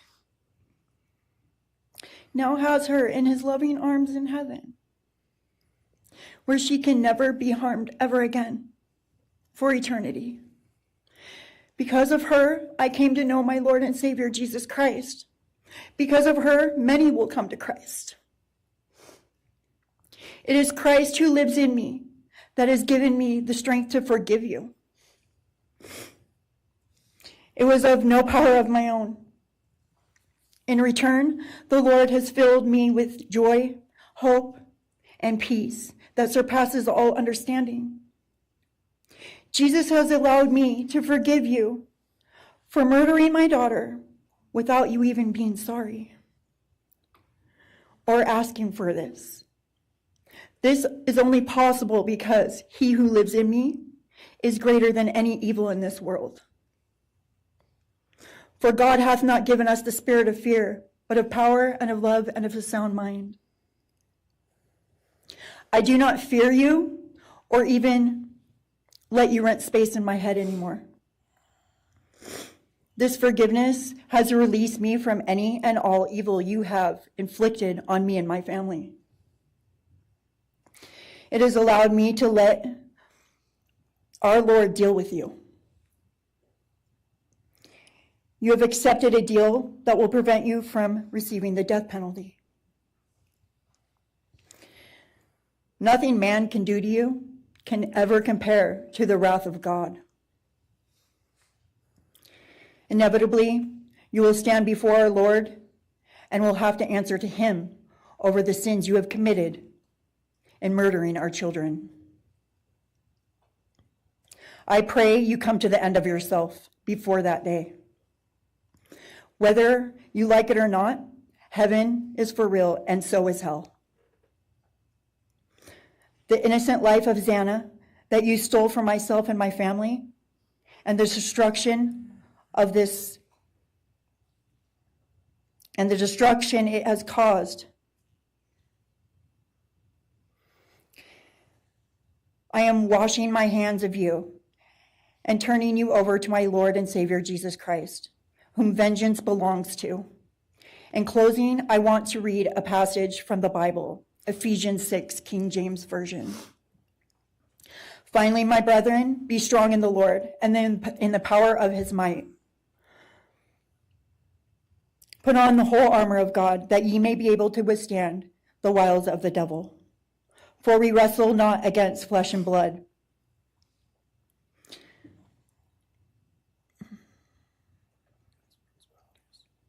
but against principalities, against powers, against the rulers of the darkness of this world, against spiritual wickedness in high places.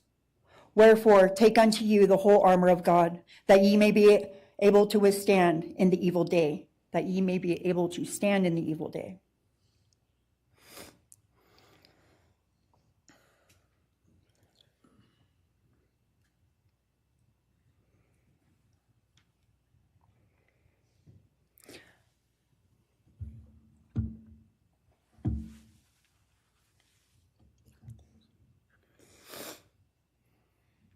I'm not going to share memories of Xana or any more of the goodness of her with you, because I do not want that to be in your head.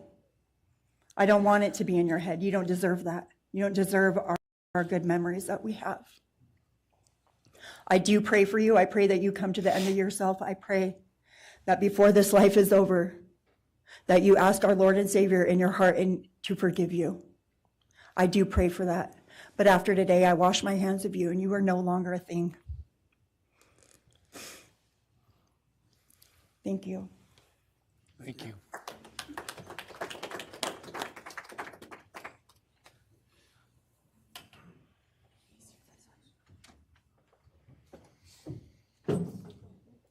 I don't believe the state has any other victim impact statements. Okay.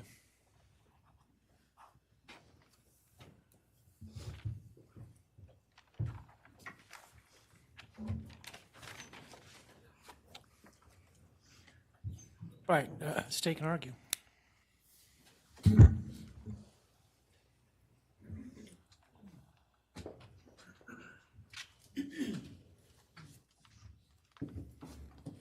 Thank you, Your Honor.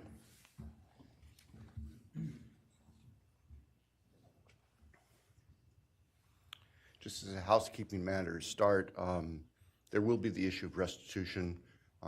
That is, the documentation is being gathered, and we ask the court would defer that for 30 days so we can present it in an orderly fashion and make sure it's comprehensive for everyone.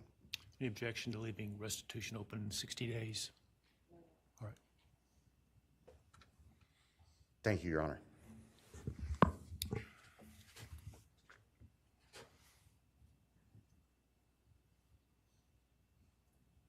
I think it's necessary and appropriate to share, including the court, the background that brings us in front of Your Honor today for these proceedings. As the record reflects, and as everybody in this courtroom knows, the defendant has pleaded guilty to all 5 counts charged in the indictment. Under oath before Your Honor, he has admitted that the charges against him are true. He has reassured the court that he has not been coerced or threatened to make those admissions. And Your Honor did an extraordinary job in taking the pleas back on July 2nd. We appreciate the court's discipline and insight. The defendant has also waived appeal on the multitude of rulings from this court and Your Honor's predecessor in Latah County on dozens, literally dozens of motions seeking to dismiss the case, seeking to control or limit evidence, seeking to offer evidence that would not be appropriate. And we appreciate the court's consistent rulings based on the law, based on the facts. As Your Honor will recall, on June 18th, it's just really not that long ago, we appeared before this court for arguments on what became the defendant's final motions to this court.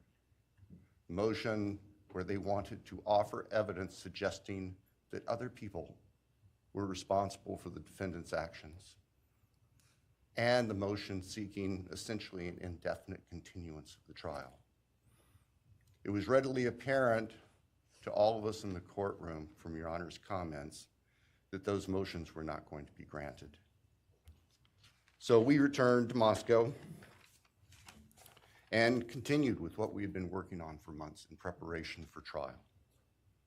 We had no qualms about going to trial if trial was what was necessary and appropriate.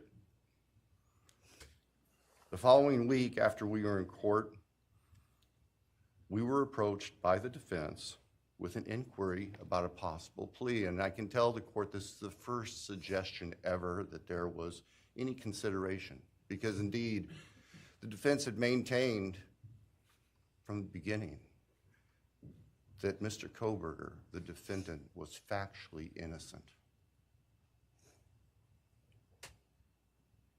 It's clear that the reality of the evidence and the case that had been investigated and prepared and that we were ready to present in court became a reality. Our reaction, among other things, was to reach out to all the families. And in fact, later that week, on Thursday and Friday of that last week of June, we met with representatives by teams, virtual meetings, with representatives of all the families. And we talked about the status of the case, and the upcoming trial and things that related to the trial. And we also let them know that there had been an inquiry about whether there might be an offer for a plea. And we asked the family members for their thoughts and feelings. And they were candid. And they have been candid since, and we respect that. And we understand, recognize, and acknowledge that there was a difference of opinion among representatives of the different families. We understand that. One of the challenges of this case, one of the unique things about this case is we have multiple victims, each unique unto themselves, their families and friends unique unto themselves, and all of them entitled to their opinions, all of them entitled to their thoughts. Over the following weekend, our prosecution team,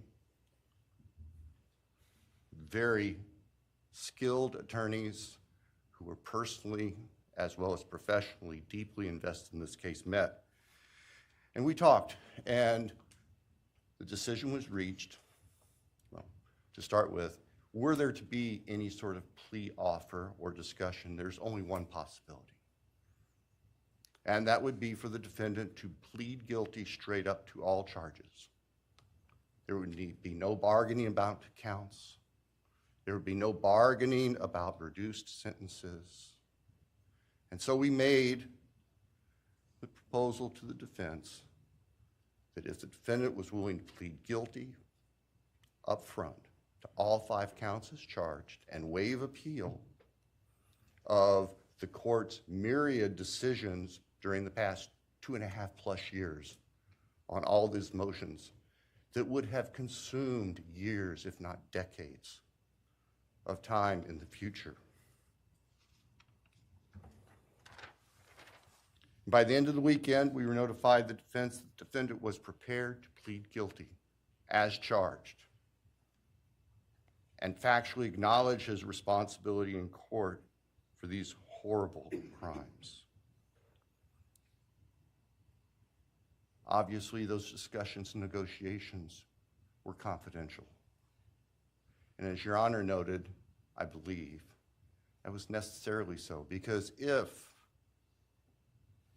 the defendant had decided not to plead guilty, it would have been devastating to our jury pool for there to be public information that there had been consideration by either party to a plea resolution. And protecting the prospective integrity of a trial after so many years was paramount. So, the end of the weekend came. We notified the victims' families of what had occurred. I recognize and acknowledge personally, and I respect the fact that of these fine, suffering people here, not everybody agreed with the decision we make. I accept that. It's my responsibility in the end. I recognize that that's the duty of the office that I hold.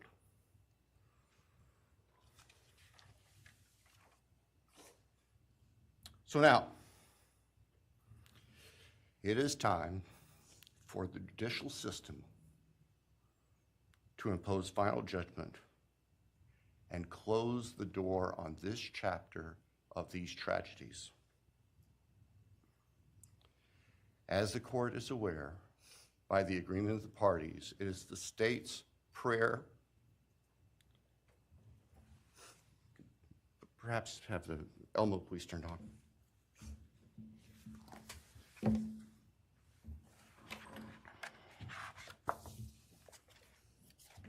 Thank you. That on count 1, the felony burglary, that the court sentenced the defendant to the maximum period of 10 years fixed in the custody of the Idaho Department of Correction. Then on count 2,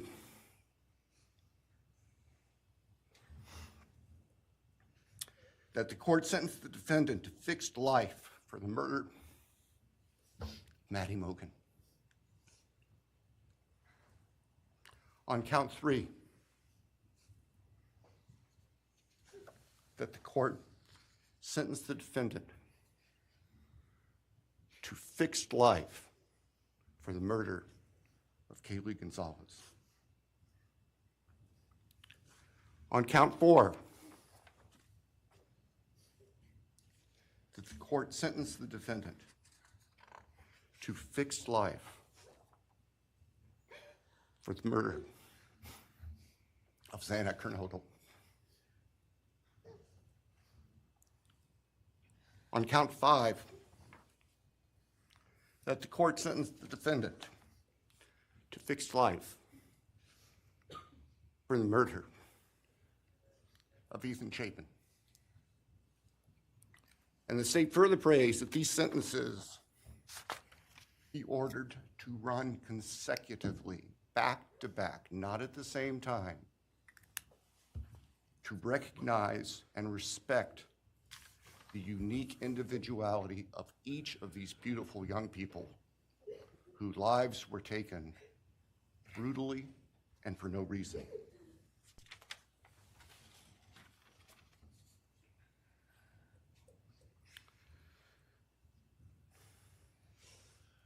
And hopefully now, as we have heard earlier this morning, it is time to afford the families and the friends and the community and the state of Idaho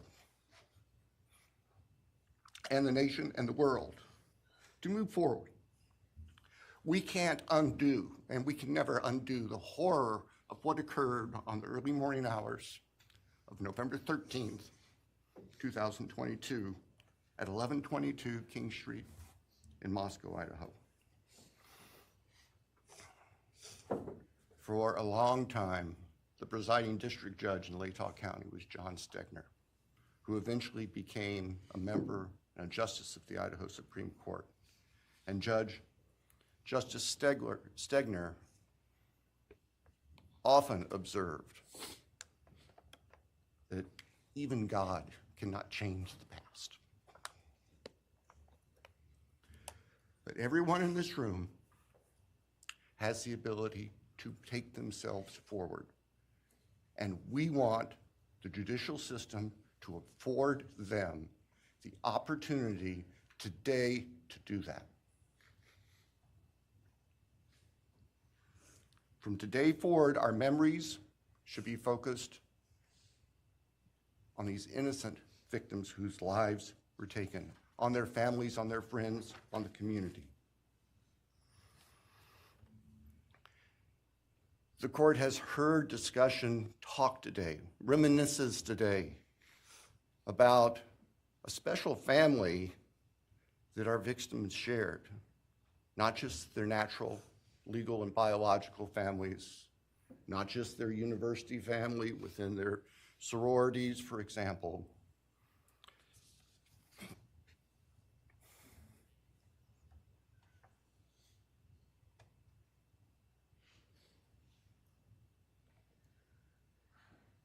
But this family.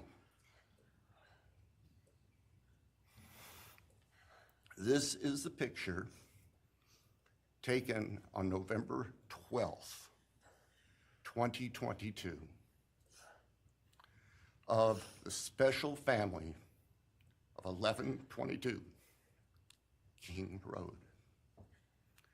And you can see all 6 of these dynamic, vibrant, loving, special, innocent faces taken together just across the street from their residence, and barely 12 hours before 4 of them would be brutally murdered in their sleep.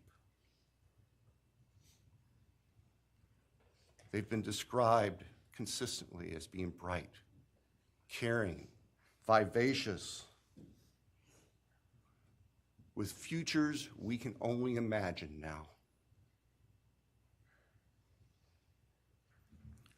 But they were, and they remain, a special family that I think we should all recognize and appreciate. So it's time to move forward. There have been a number of statements directed specifically at the defendant today, I have one last thought. After Your Honor imposes judgment and sentences the defendant to spend the rest of his life in prison, in other words, sentence the defendant to die in prison, he's going to stand up in the belly chains and the leg irons that he's wearing today, and he's going to be escorted into the custody of the Idaho Department of Correction. And the door will close behind him forever. That is the closure that we seek, that all of these people, these loving friends and family deserve, so that we can move forward. Thank you, Your Honor. Thank you.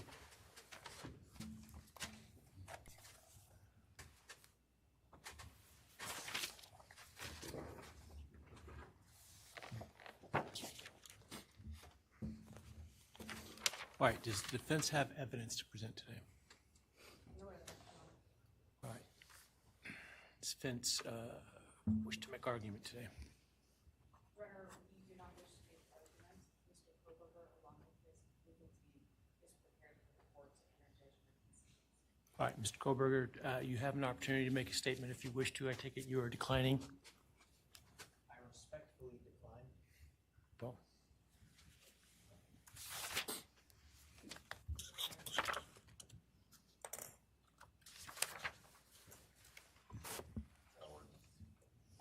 Please. All right, let me start this morning by acknowledging and thanking those that have come here today in support of their loved ones, and I appreciate your courage and your strength, and I hope that you are able to move on as best as possible. Thank counsel for the professionalism that they've exhibited throughout this case. It has been my great honor to preside in this case and to help bring, to the extent possible, some resolution and hopefully justice to this case.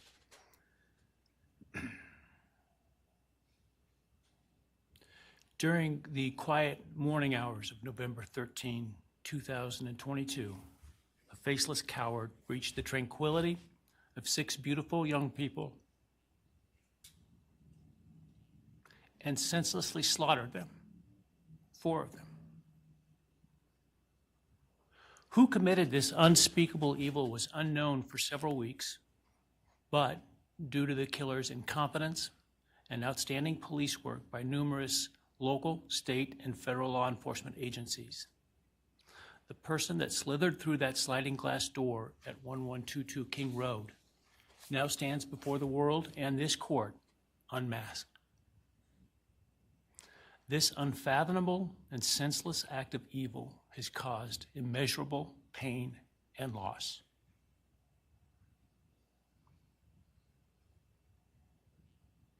No parent should ever have to bury their child. This is the greatest tragedy that can be inflicted upon a person.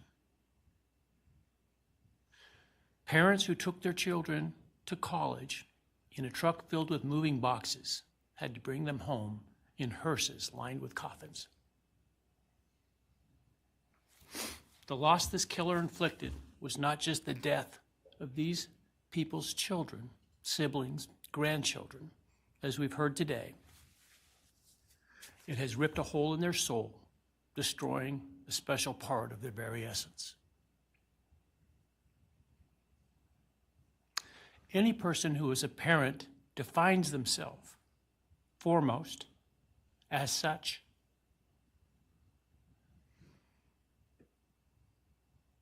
It is their existence and purpose of being. And it has been stolen from these parents.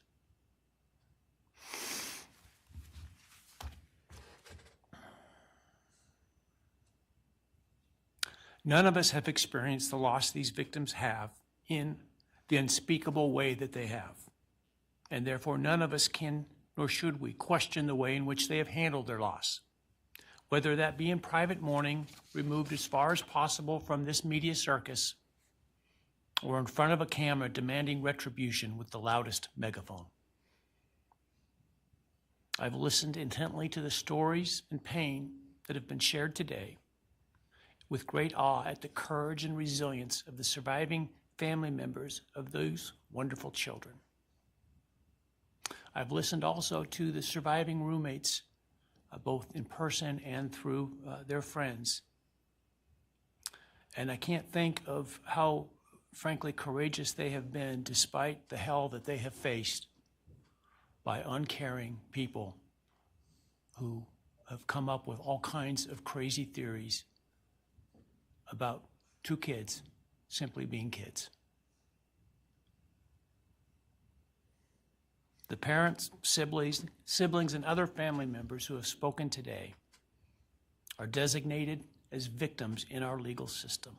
But going forward, I hope that they can shed that label, as it gives too much power to the evil that condemned them to that role. They are and should be known as survivors, fighters, and foremost as witnesses to the tremendous lives of value and unbounded promise of these four young people. But those speaking today and those who did not speak, but who carry this same burden, this same loss, now carry forward the memories of these now perpetually young people, these forever children.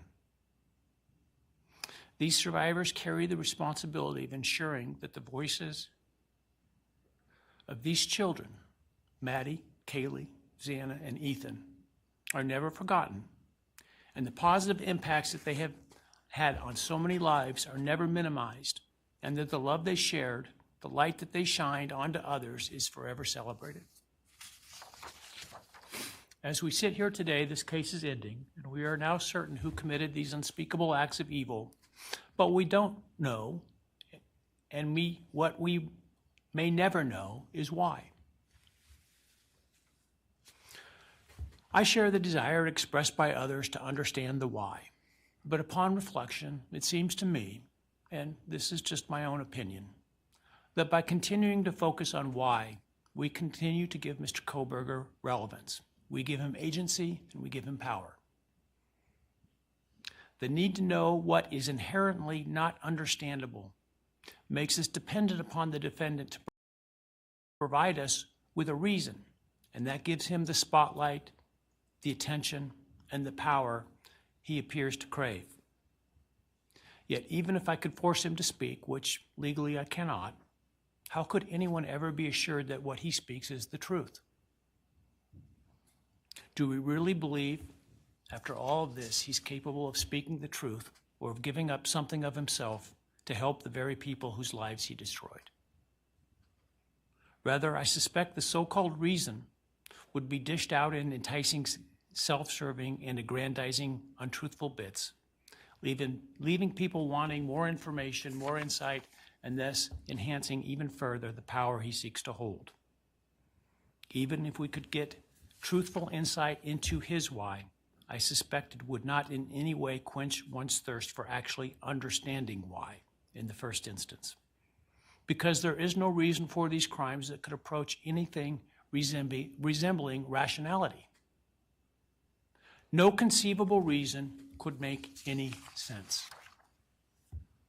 And in the end, the more we struggle to seek explanation for the unexplainable, the more we try to extract a reason, the more power and control we give to him. In my view, the time has now come to end Mr. Kohberger's 15 minutes of fame. It's time that he be consigned to the ignominy and isolation of perpetual incarceration.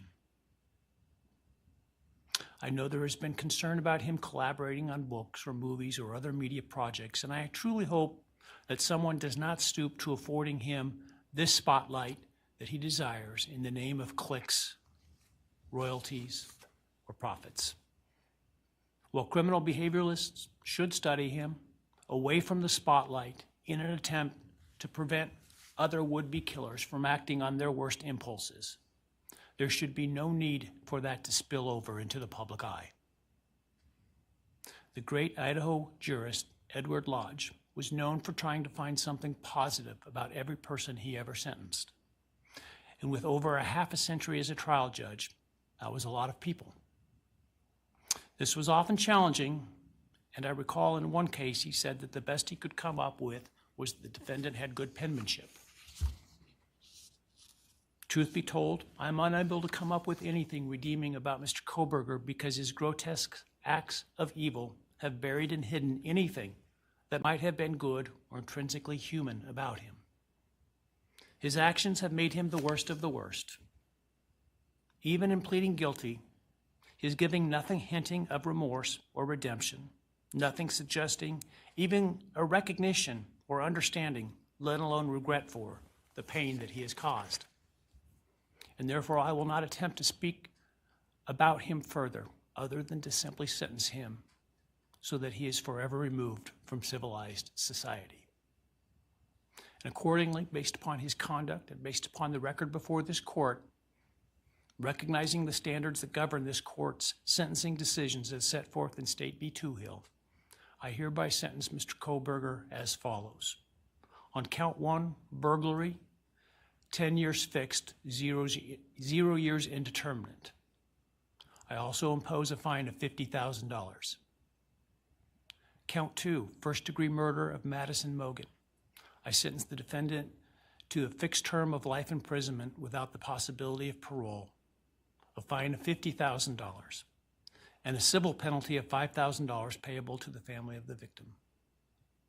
On count 3, for first-degree murder of Kaylee Goncalves, I sentence the defendant to a fixed term of life imprisonment without the possibility of parole, a fine of $50,000, and a civil penalty of $5,000 payable to the victim of the family, or to the family of the victim, pardon me. On count 4, for the first-degree murder of Xana Kernodle, I sentence the defendant to a fixed term of life imprisonment without the possibility of parole, a fine of $50,000, and a civil penalty of $5,000 payable to the family of the victim. On count 5, for the first-degree murder of Ethan Chapin, I sentence the defendant to a fixed term of life imprisonment without the possibility of parole, a fine of $50,000, and a civil penalty of $5,000 payable to the family of the victim. The sentences on counts 1, 2, 3, 4, and 5 shall run consecutively to one another. Restitution will be left open for 60 days. Defendant will be required to submit a DNA sample and a right thumbprint impression to the Department of Corrections and comply with the DNA Database Act. I remand the defendant to the custody of the Idaho State Board of Corrections for to be imprisoned in an appropriate facility and execution of the sentence where he will remain until he dies. Though you have waived your right to appeal, you do have a right to file a notice of appeal, and any such appeal must be filed within 42 days of the date of the written judgment, which will be entered shortly hereafter. Though the appeal, you should be aware, may be deemed a violation of the plea agreement, and so I certainly suggest you discuss that with counsel if that is your desire. I ask the media and public present to allow the families to be escorted out first before they leave. Again, thank you to everyone for your stories today. I am strengthened by them, and I am encouraged by your humanity and strength, and God bless you. We're adjourned.